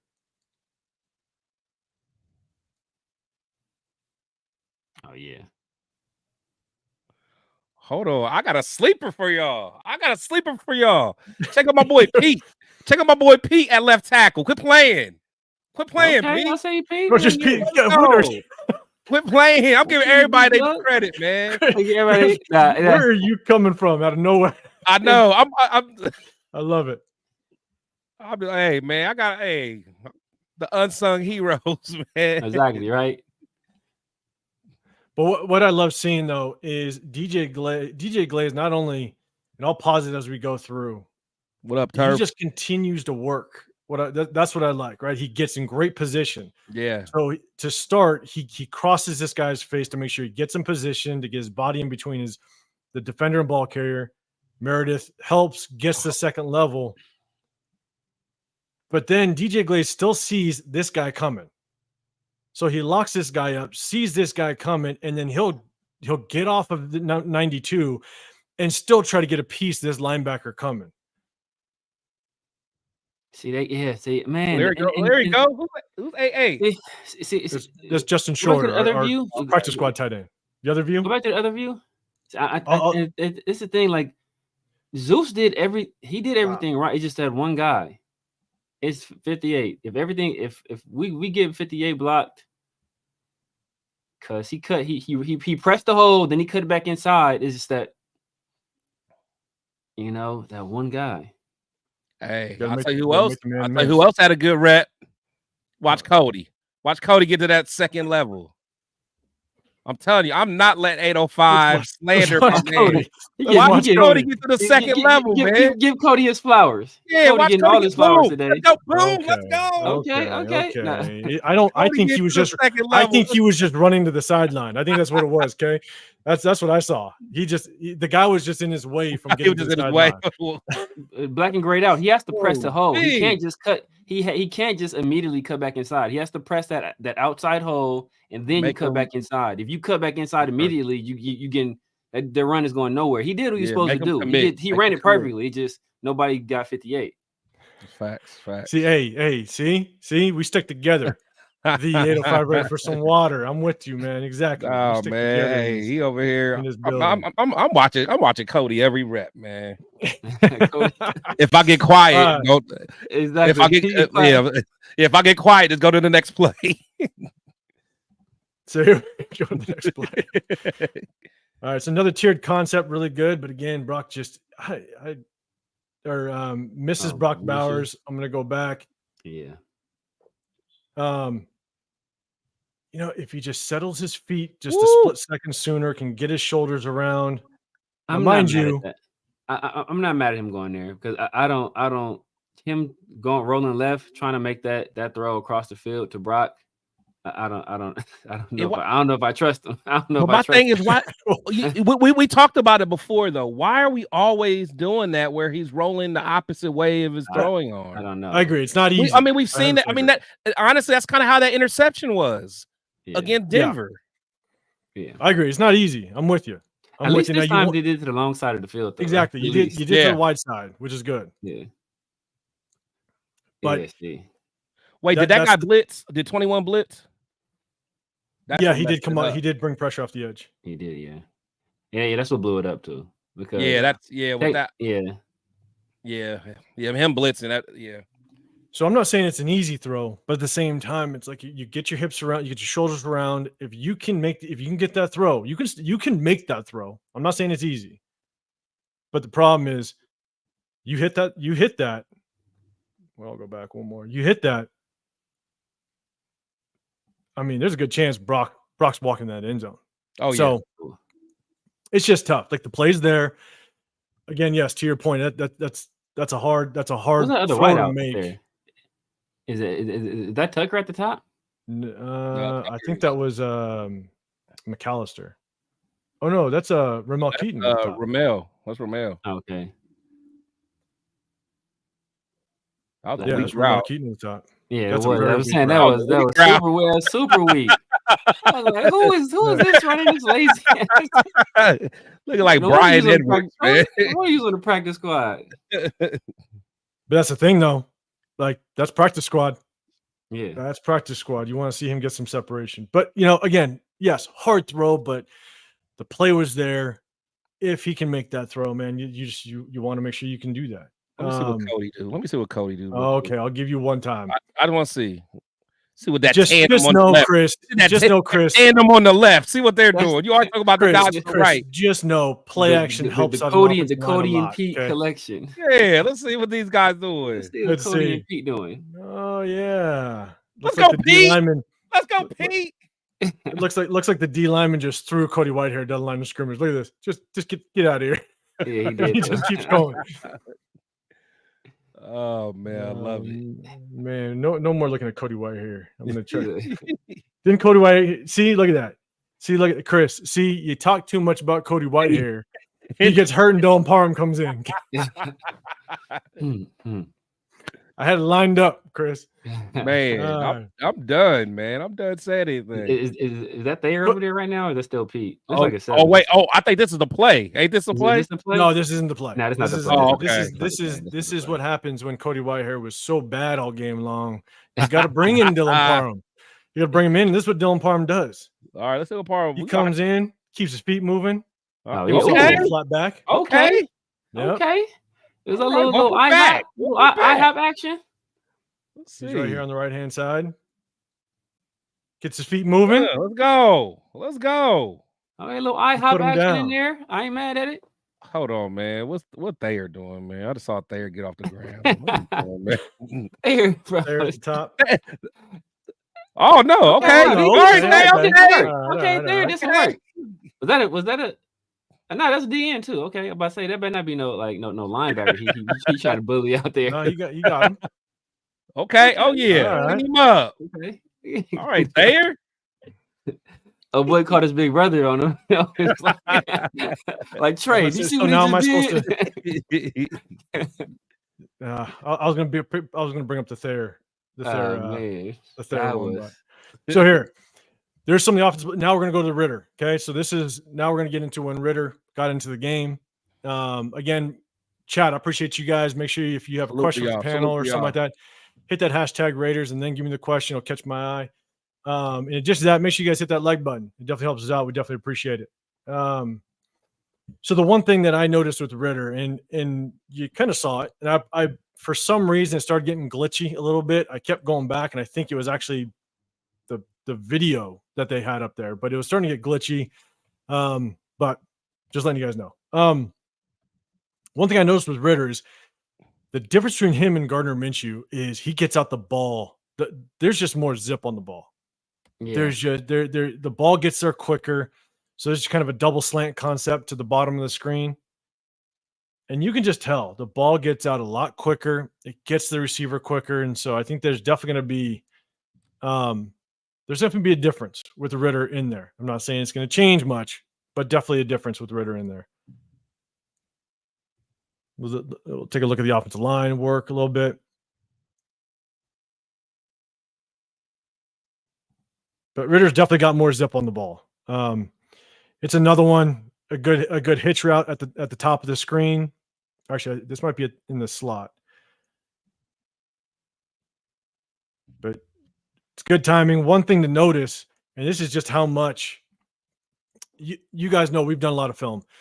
Luke Getsy runs a ton of motion in his offense. It's almost every single offensive play there's motion, but the moment Ridder came in, just motion kind of stopped. This is just how much he had dialed down the offense in order for Ridder to even have a chance at playing and understanding it. But you got simple concepts, right? You had a double slant concept before. Now you got just hitches all the way across the field. This is look at Thayer Mumford. Look at Thayer Mumford getting.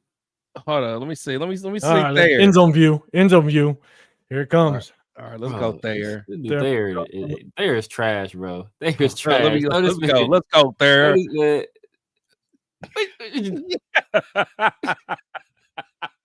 Hey, I've seen worse. I've seen worse reps than that, man. So I'm not tripping. I'm not tripping worry. Right there. We all know. That's kind of a win for Thayer. That might be a win. If you're doing PFF, you might give that a check mark, man. Give him a win. Yeah, true. Yeah, true. Yeah, you ain't lying. So this is the one. This is the one where we just saw Desmond Ridder getting the ball out quickly. He definitely has more zip on the ball than Gardner Minshew, so I think that's going to help.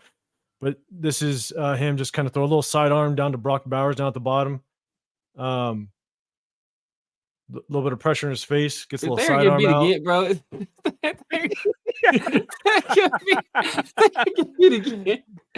Oh my god, bro. Oh my god. He get beat again. Get off of me. Wasn't too bad. It gets worse though. It gets worse. I got you. It definitely gets worse. But good job with Ridder. Sidearm. I mean, he throws it. He throws it right in the seam, which is good. Okay, yeah, but saying Brock gave dude a little chip. That's the only reason. That's the only thing that kept Thayer in the play. Is Brock gave him a little chip. Only thing we got to be careful, and I don't know now. Chat, let me know, or you guys, if you guys have seen Ridder a lot, let me know. This is kind of he could be. It could be because he's unfamiliar with the offense, so I'm going to give him a break. But I had to kind of point out, I just don't want to see these type of things. And I don't know if Ridder did this back in the day. Shout out Dre for sure. Yes, sweet feet. We know it's out there. Man, he's just in the wrong position. You know exactly. But Desmond Ridder, he kind of just goes down. Okay, that was the win right there for Thayer. Yeah, I was gonna say, hey, what do you got? You got sweet feet. That's sweet feet right out there. Okay, I'm watching. I see you, big fella. Bravo, what's going on? Put some respect on your name, dog. I see you. Okay, I'm gonna have to get to the other one. All right, here's let me watch Ridder. Okay, Look at that. Yeah. Oh yeah, man. He got to get that out of there. he's got to bail out. He's got to make sure that he can extend that play a little bit. Now he does extend the play. I got one on, but who got beat? JPJ or not? Probably Parham. JPJ don't get beat.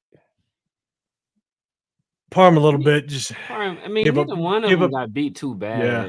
Is this to me? I think Parham just gave a little bit too much ground. Yeah.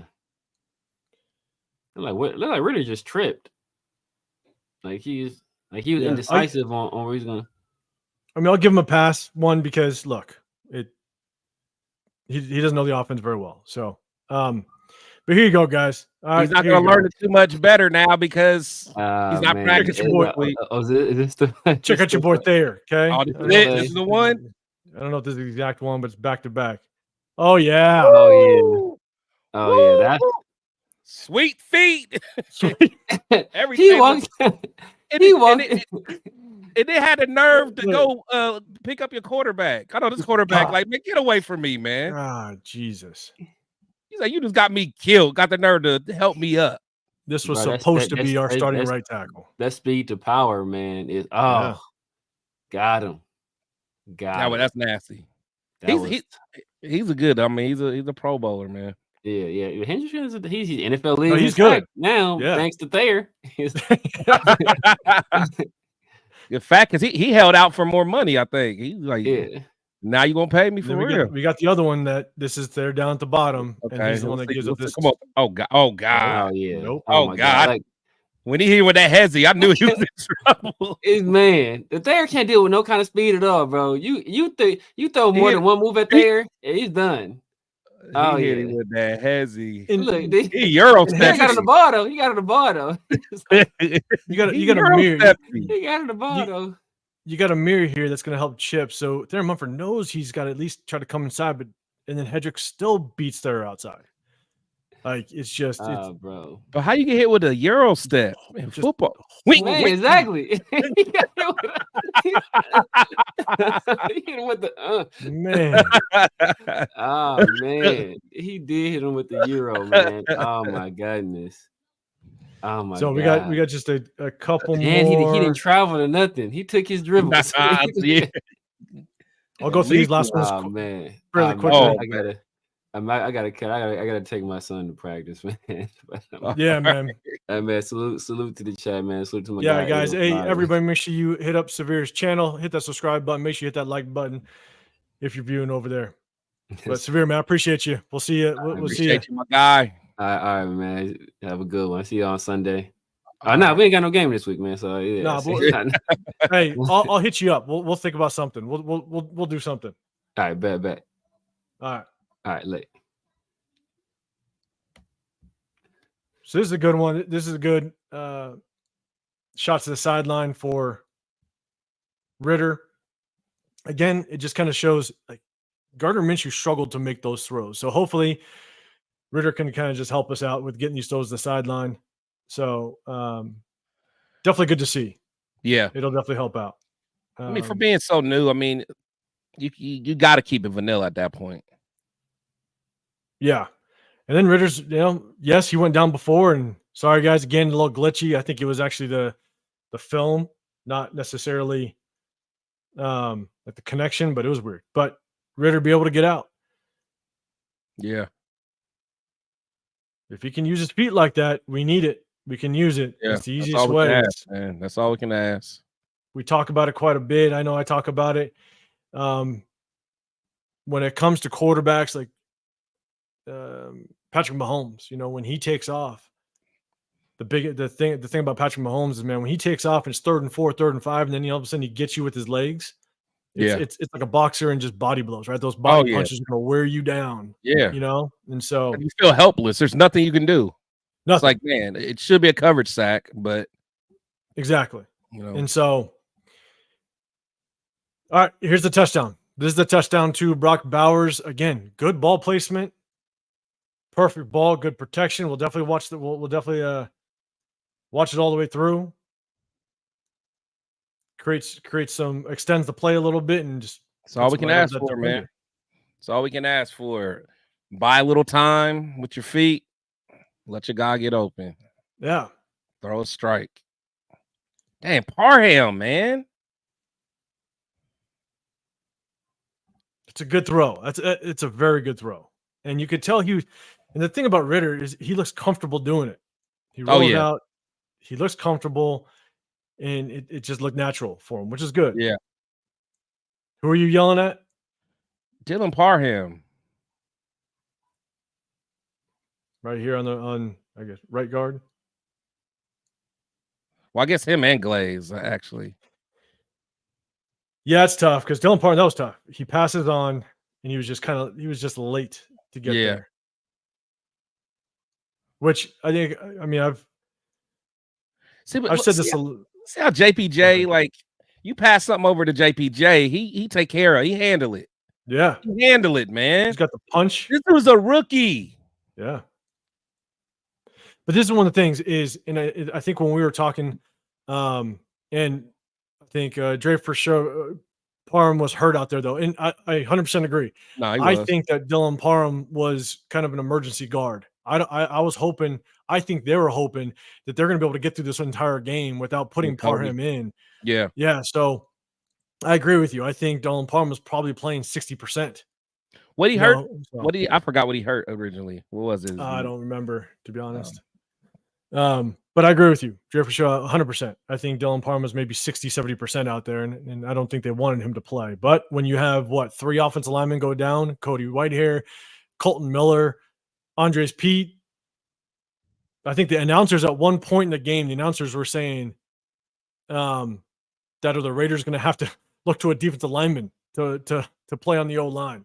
So we're going to get to, if one more lineman went down, I don't know who else we had out there. So yeah.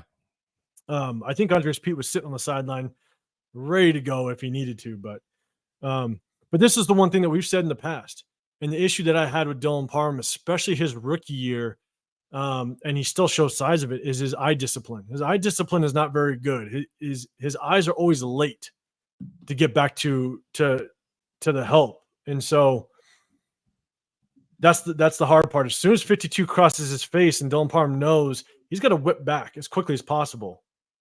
And unfortunately, it was tough. It happened quick, but I've seen in the past where Dylan Parham's eye discipline is not very good. No, not at all. But we'll play it one more time. Brock Bowers down here at the bottom. Good route. Ridder gets out, drops it right over the defender. It's a good touchdown. Can't complain about that. Yeah, it's late in the game. I don't know how many starters are in for Cincinnati at this point, to be honest with you. Yeah. Because it's basically garbage time at this point. So, but still good to see that at the end of the, yeah, at the end of the day. Still good to see it, and good one to end on. But that's basically that kind of sums up the game film. And look, when it comes to the defense, and Chris, again, you were there. I think one of the hardest parts about the defense is that we gave up the first drive of the game to go down and score a touchdown. Yeah, we got to stop doing that. Yeah, I understand. I understand the defense is going through their own injuries and stuff, but at the end of the day, the defense we need to ride the backs of the defense to even have a chance. But at the end of the day, we're on that hashtag SS train, and it's true. It's one of those things where at this point, I think we're playing for a draft spot. We're playing for draft position. And when you get rid of your offensive coordinator, when you get rid of your quarterback's coach, your offensive line coach, everybody talks about Turner coming up. Yeah, Scott Turner. Yeah. He's now the play caller. I don't even know who's coaching our offensive line at this point. I wouldn't be surprised if you take someone like maybe Joe Philbin to be like, hey, try to come in and try to coach up some offensive linemen. I don't know. Yeah. Someone that just has an offensive mind.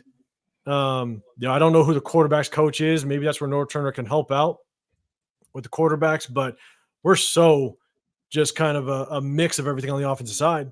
I don't even know how much offensive production we're going to have. We could see a spark coming out of the bye week like we did against the Giants last year, but I really don't see too much happening. And at this point, we're kind of playing for draft position. But with that being said, man, what are you looking forward to this weekend? Right, we got games coming up. Who's playing that we need to win? Obviously, Patriots. Yeah, I got you. I got you right here, man. Got you right here. Let's see.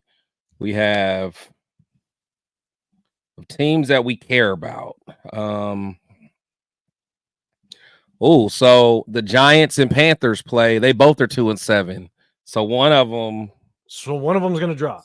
So actually, I think we want the Giants to win. I would say. Want the Giants to win because because they're playing the Giants. Yeah, because since Carolina we got the beat us, we'll win that tiebreaker there. So yeah, we want the Giants to win that game. The Falcons and Saints. You know what? So need the Saints to win. That's a divisional game. That can go either way. It's a divisional game. The Saints are at home. Derek Carr is probably pissed off, which I mean, not that it matters, but that could be a tricky one, man. That could be a tricky one. That could be a tricky one. Let me see if there's any injuries. Like none I see. Again, appreciate everybody in the chat. Myra G coming through. I appreciate you, Myra Angel. Jeezy. Let's see. And then we got the Jaguars and Vikings. I think I can't see Jaguars beating them. Patriots and Bears. Yo, Raider, I appreciate you, man. Yes, no quarterback coach yet that I saw. Yeah, I don't know who was going to step up and be the quarterback coach, but we're moving pieces everywhere. Not only on our offensive personnel players, but as well as coaching staff. Desert Raider, appreciate you coming through. And the Dolphins are 2-6. The Dolphins they'll get it together sooner or later. So I'm telling you, I think we'll be all right. Yeah, in the long run. I think so, man. And I think that's at the end of the day, we got to see some young, fresh talent too. We got to see what we got. Keep these younger players playing. See what we can get out of them. But we talked about it earlier, right? We're not practicing at all. Why? I don't know. It's a little strange. It's a strange move, in my opinion, given the fact that you just offloaded your 3 offensive coaches and you're bringing in new and you're trying to figure out how you're going to make this work. You got Desmond Ridder that you need to kind of get up to speed if you want to have a chance. And so, we're going to kind of end it with this, and chat, let me know. And we talked about it a little bit in the beginning. But I don't think this wasn't the topic. Do you think AP's job is at risk? Again, by giving the team the week off, that doesn't give me a sense of urgency. So do you think AP's job is truly at risk? Let's say we lose out. Let's say we only win maybe 1 game or something like that. We have a top draft pick next year. We're picking 1, maybe 2. Do you think AP's job is at risk at the end of the season if we only win 1, maybe 2 more games? See, it's tough, man. Because honestly, I mean, you're right. It's like the sense of urgency doesn't seem there. So when I see that, it's almost like he has assurances that he'll be back. I don't know. To be honest, I really think he'll. I think he's coming back. Honestly, I think he's coming back. Think he's coming back? I think they'll give him a shot. And again, I'm a big AP fan. Everyone knows, but I don't know, man. I just we whatever quarterback we get, we got to do right by him. We got to get the right offensive minds in the building to be able to groom them. AP is going to have to hit the offensive coordinator position out of the park. And so, the park. And I'm with you. I'm 100% with you, because I think the only way you get a good quality offensive coordinator to come to this organization with all the mess that we've had over the years, you need to entice that offensive coordinator to come here. Yeah. And the only way they do it is if they know where they're going to come here, and 1, either to be able to pick their quarterback, or 2, have a quality quarterback. Yeah. Right. And I looked at the free agents. There's no quality free agent quarterbacks. Oh, no, we already know we're drafting. We're drafting guys, and that's why I think that Mark Davis is probably looking at the big picture for once. We're going to get a quarterback, and I think we're going to have to get the top offensive guy out there. Honestly, I'm at the point, man, and I know he has some baggage. I'd be calling Eric Bieniemy Like I would look at something like that, or I'm trying to think what other offensive names are gonna, that would And, actually want to be an offensive coordinator. and that's why, and that's why it's tough because in old Yeah, school, man, I'm with you. AP smiling like he knows something, and I think I mentioned it to you guys last time, a couple weeks ago when there was that video of AP coming off after the Rams game. yeah. And it was after the Rams game. He walks up right out the tunnel after Gardner Minshew throws Your an boss. interception, Yeah, and you walk up to Tom Telesco with a smile and hug each other and yeah, walk on. And I'm sitting yeah, going, man, you just lost. It wasn't like you sat up in the locker room for 30, 40 minutes and was able to kind of just get it all out and all of a sudden you meet up. No, it's right after you leave the field. That was weird to me. yeah. But yeah, No, I agree. old school, I'm with you. I agree. Um, I agree. in SoCal South, AP is coming back. Who do you want as offensive coordinator? Chris, like to your point, like I could want somebody like Bieniemy, right? Bieniemy might Yeah, be a decent name, but who would want to come over here? That's the hard part. yeah. Is and that's why, as much as everybody wants to say, don't ever say tank and don't lose, blah blah blah. But the only way, if AP continues to be the head coach, the only way he's going to get somebody that is of any quality whatsoever is going You, to want a quarterback. you got to get your quarterback. You got to get your quarterback. That's all You know there what I'm is. saying? Get your And quarterback. and it's also the only other thing to note, in my opinion, is we still don't know. We still don't know what AP's contract looks like. Like, Right. did he sign a 2-year? Because there were the rumors that Cliff. Cliff Kingsbury wanted a 3rd year, but we didn't give it to him. Yeah. And you're not going to give an assistant coach More than a head more coach. years than a head coach. And Yeah. so does AP only have that 1 year? And or next year is that all he has left? Yeah. And that means you're as an offensive coordinator, you're coming in with a head coach that is basically on 1 more year after having a horrible season. That's a lot of instability. Oh, it is. It is. It is. You know what I'm saying? And so it's like you better have that quarterback if you want to get any decent quality offensive coordinator in this building. And so that's why a lot of guys have heard it. You've heard us say it. Hashtag SS, strategic substitution. Telling you, man. Because at Well, this point, you brought up a good point though. I like after watching this, man, I really enjoy watching the line though. Because I like you really can see like JPJ and Meredith. Like before I started really watching the film, I would have said, we got to look at getting a guard pretty early. What's up, Scotty Waddy? But Meredith is looking like he can hold it down for a while. I'm not mad at that. I like And Meredith. Glaze too. If we can mess around and get Colton to be close to what he used to be, like he doesn't even have to be elite, but be a good tackle, then we might have something. We might have. I'm with you. We might have something in Dixon side. You say Lane Kiffin, man. One, I don't know if Lane Kiffin would ever come back to the Raiders as an offensive coordinator, just to be honest. I mean, I could be wrong.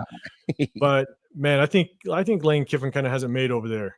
Oh yeah. At Florida He Atlantic. definitely hasn't So made. not sure if he'd come over here. But again, the only chance I think at a Lane Kiffin coming over here is if he knows he gets to team up with the best quarterback coming out of the draft. Yeah, but Lane, there's zero chance Lane Kiffin's coming back. Zero. Because for one, he's gonna want all the power because that was the reason why it didn't work the first time here because he had to deal with Al Davis telling him no all the time. So, Chris, I'll let you answer this one because you've had talks with Hugh, man. So, I'm gonna let you answer this one. What would be your opinion on Hugh Jackson? Oh my gosh, I'd love it just because. Whenever I think back at the best Raider offense within the last, within the last 20 years, it's been his offense when he was offensive coordinator in 2010. That was a great. I mean, you're talking about a McFadden running unbelievably, taking deep shots. Enough trick plays. I mean, we were bullying people. Who's that? Who's the receiver that we had? During his days? Yeah, I think he was from Tennessee. Denarius Moore. Denarius Moore. Denarius Moore was nice. He was a speedster. Oh yeah, he could play. We had Zach Miller. He was using Zach Miller. Did you have Jacoby Ford with that crew? Yeah, I think they drafted Ford in 11 that next year. Was it the next year? Yeah, because they drafted Rolando McClain in 2010. So yeah, it was. But yeah, it was. No, I'm off. I'm all for you, Jackson, man. But And isn't Hugh Jackson? He's still coaching, isn't he? not right now. Not right now. But he was what? Well, I think he's helping in college. He's like advisor, or he's like a GM of a school in I think Georgia, like a small school. Yeah, man. So, but I'm with you. Like, to your point, a lot of the clips that I brought up today was on the offensive side was because I wanted to kind of highlight the offensive line. The offensive line was our weakest point starting the season. JPJ wasn't playing because he had the concussion protocol, the whole nine. Cody Whitehair was starting, which I don't care what you say, Chris. He had a couple reps. He had a couple reps. I will give it to him. And then he ran to the sideline for water. But we were just banged up. Theron Mumford wasn't producing. Colton Miller was coming off that surgery. But at the end of the day, we're starting to see improvement with this offensive line. We're starting to see the pieces kind of come together. And I think Jordan Meredith is a rising star. I was excited when we re-signed him. DJ Glaze, I think, is a little bit of a surprise. Yeah. Because again, I wanted to highlight the fact that he's actually contributing the run. That was the biggest knock on him, is that he wasn't a good run blocker. And he's starting to really show. So I'm excited. I'm excited to see just how he develops. But to your point, we still need help. We still need help. We need some pieces. Hold on real fast. Let me respond to that real quick. Hugh Jackson's offense was, I think, I want to say 6. It was 6 in the league. Yeah, it was like he had a top offense. And that's why I say that. I was like, if you go back the past 20 years and just look at our offensive rank, that 2010 season, that was our best offensive rank that we've had since our Super Bowl year, when Rich Gannon was lighting it up. And that's just a fact. And I would argue that Hugh Jackson definitely had less talent than what Gruden had in what do you think, in 2016? I'm guessing that's what he's saying. It's got to be 2016. Yeah. I mean, but I don't know, because no, Gruden wasn't even there for 2016. No. So it had to be the 21 season, I imagine. Or what I don't know what season he's talking about, but regardless, I mean, Hugh Jackson, our receivers, Darius Hayward-Bay? I heard Raider. What season are you talking about?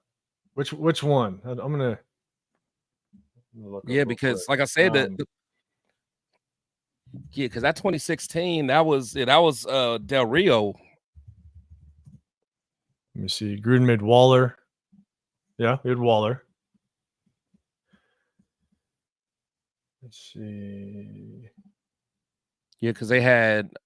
Yeah, so he hit Waller. I guess Waller, Renfro, but then you still had Josh Jacobs. I mean, you had Derek Carr.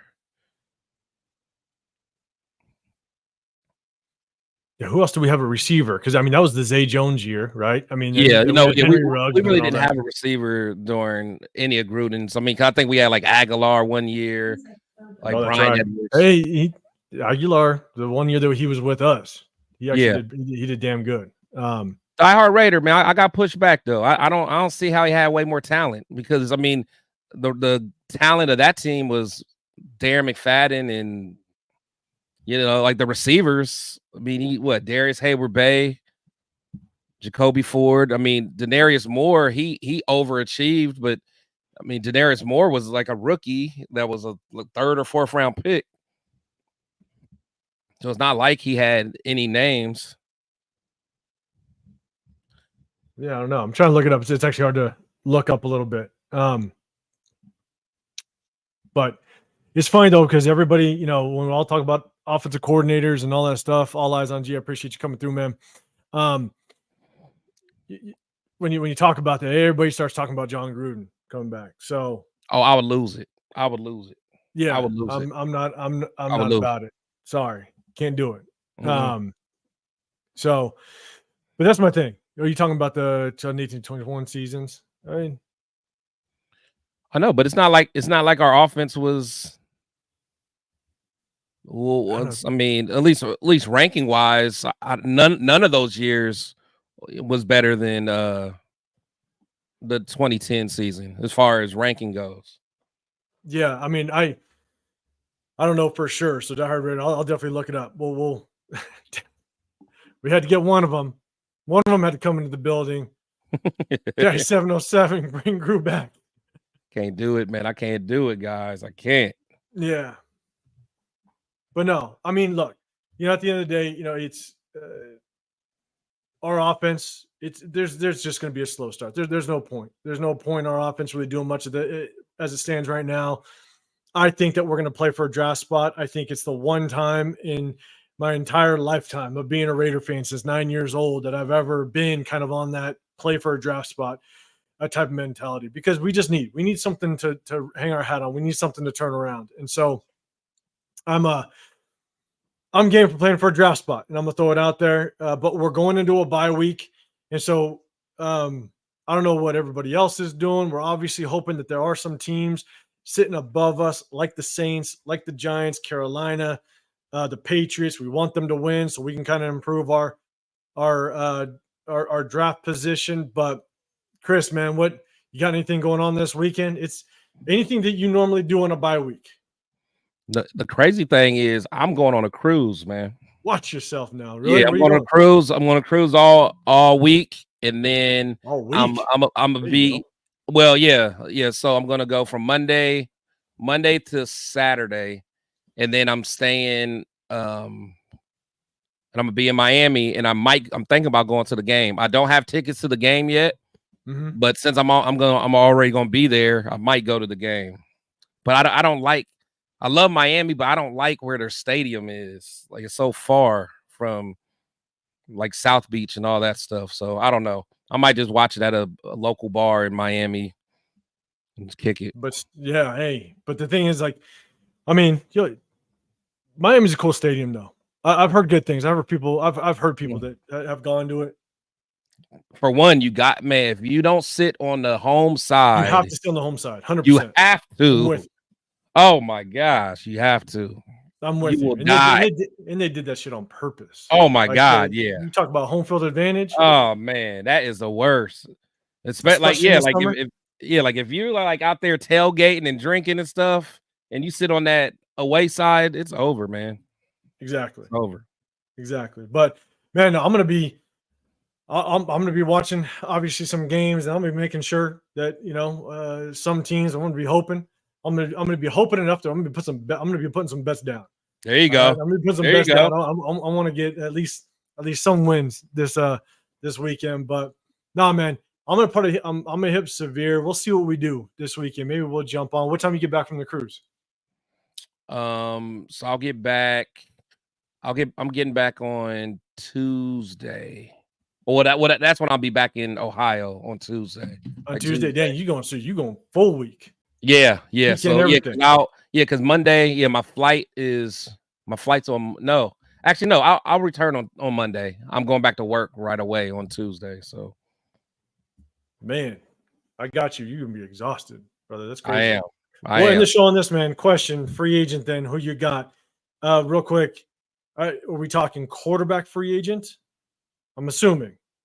Well, yeah, because I think he's responding to what Chad was saying. Because Chad said, "I'm going to say this: it will be a huge mistake to take a top quarterback in this year's draft class." So I'm thinking he might be responding to that. Maybe, I don't know. Yeah, because that's tough. Because I'll tell you right now, I've taken a look at the free agents, and there's just nothing. I mean, Sam Darnold is a free agent.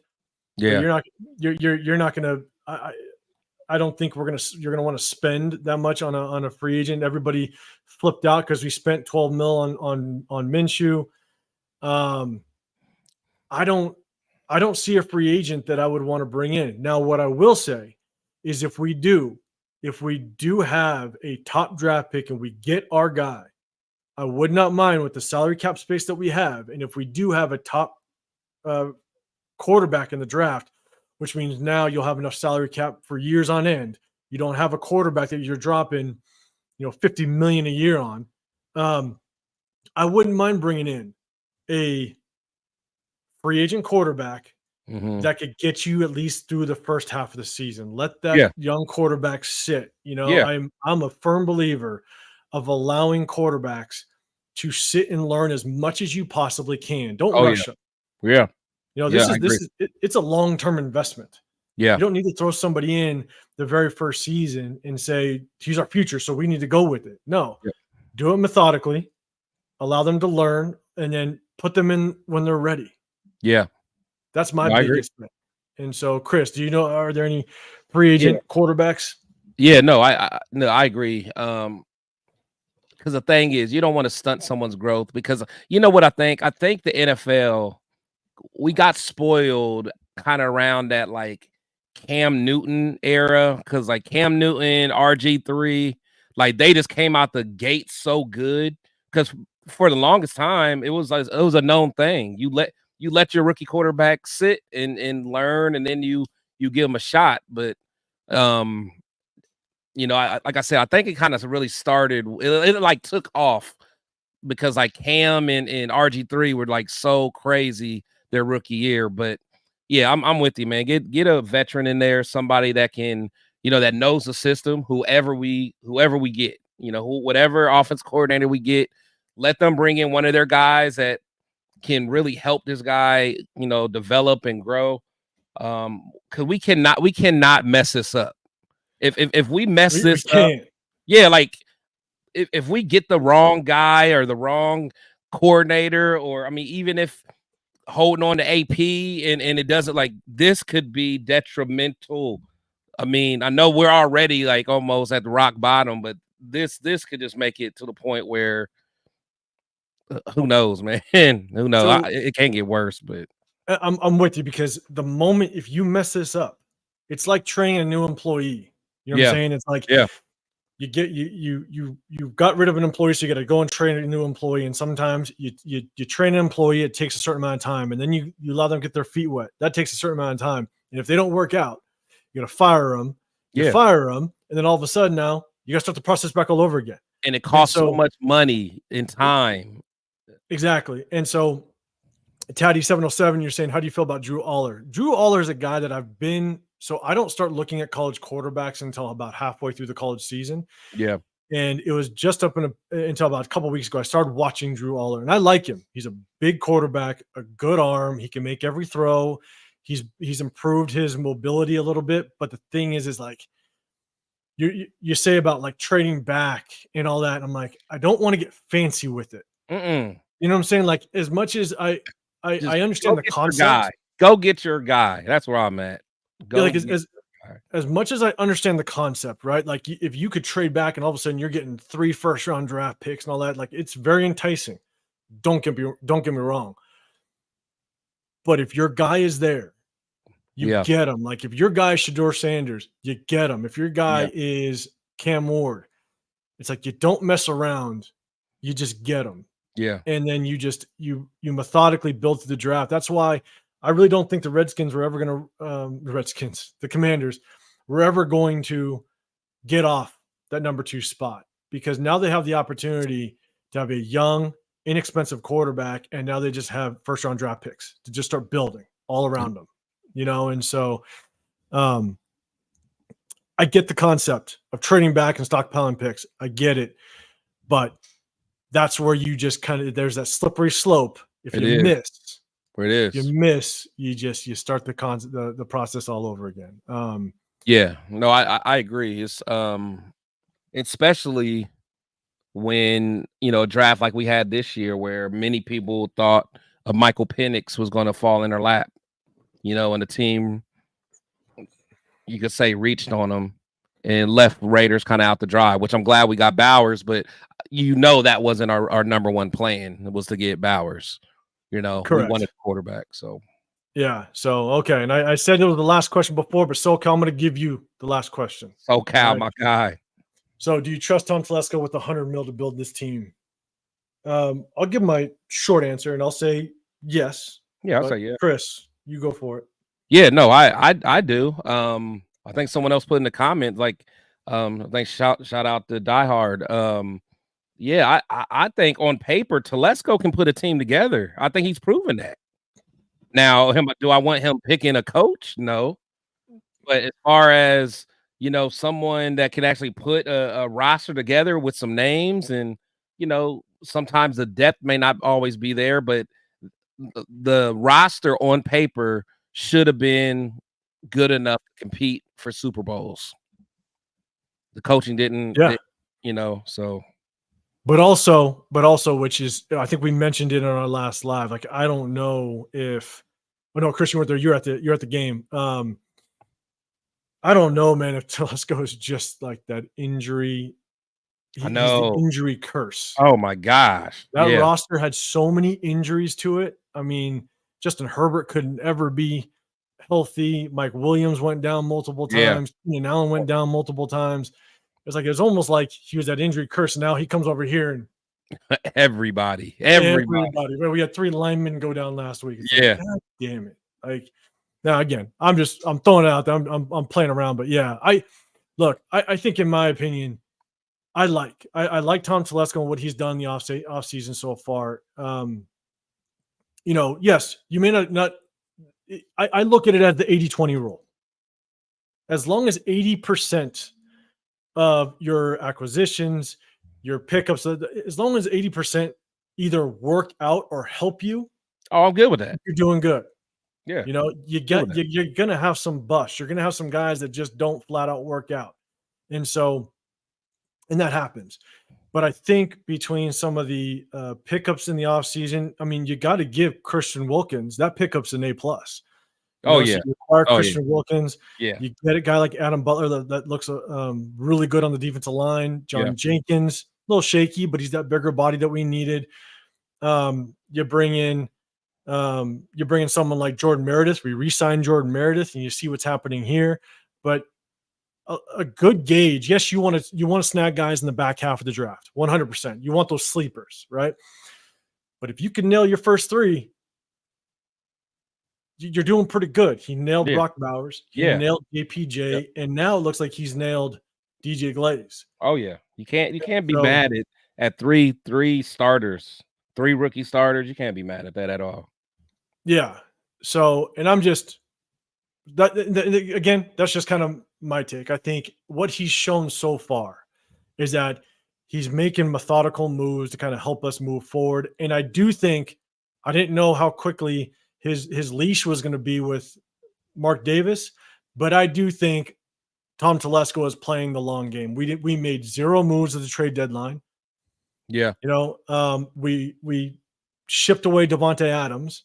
And so I do think that Tom Telesco is playing the long game. I think that there's a plan in place, and we'll see kind of how it works out. Now, yes, Chris, I agree with you, and I think everybody in the chat can agree. The biggest question mark is just his head coaching picks. But how much did the Spanos family have saying that? So, and got to remember, he didn't pick AP either. So right. Good point. We'll see. So, man, we're going on 2 hours, man. Chat, I appreciate you guys coming through. You guys are rolling solid for us. Make sure you guys hit that like button, subscribe. I got my guy Chris, Protect the Shield podcast. I'm 805 Raider, Real Talk Raider Nation, and Severe Raider was just with us. He joins us every Tuesday night, but we had to move it to Wednesday. Couldn't make it yesterday, but we come on here, we review film. We'll try to figure something out. Obviously, we won't have film to review next week. Chris, maybe we'll try to link up sometime next week after you get back. But no matter what, guys, we jump on here, we review film. We try to just give you our takes. Again, our takes always aren't on point with everybody, but it's going to be real, 100%. That's what you're going to get from us. So may not always be popular, but it'll always be authentic. Shout out to 100%. My boy Day in the building, AGN. All gas, no break day. It's my boy. Day, where's he at?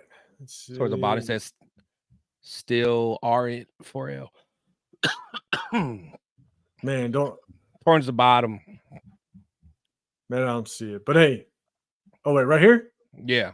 Yeah. Good, man. I appreciate you pulling up, man. But yeah, everybody, I appreciate everybody in the chat. I appreciate you sticking with us. Make sure hit that subscribe button, hit that like button on the way out, and we'll see you guys on the next one. Have yourself a great rest of your week, and we'll check you guys out on the next one. We're out.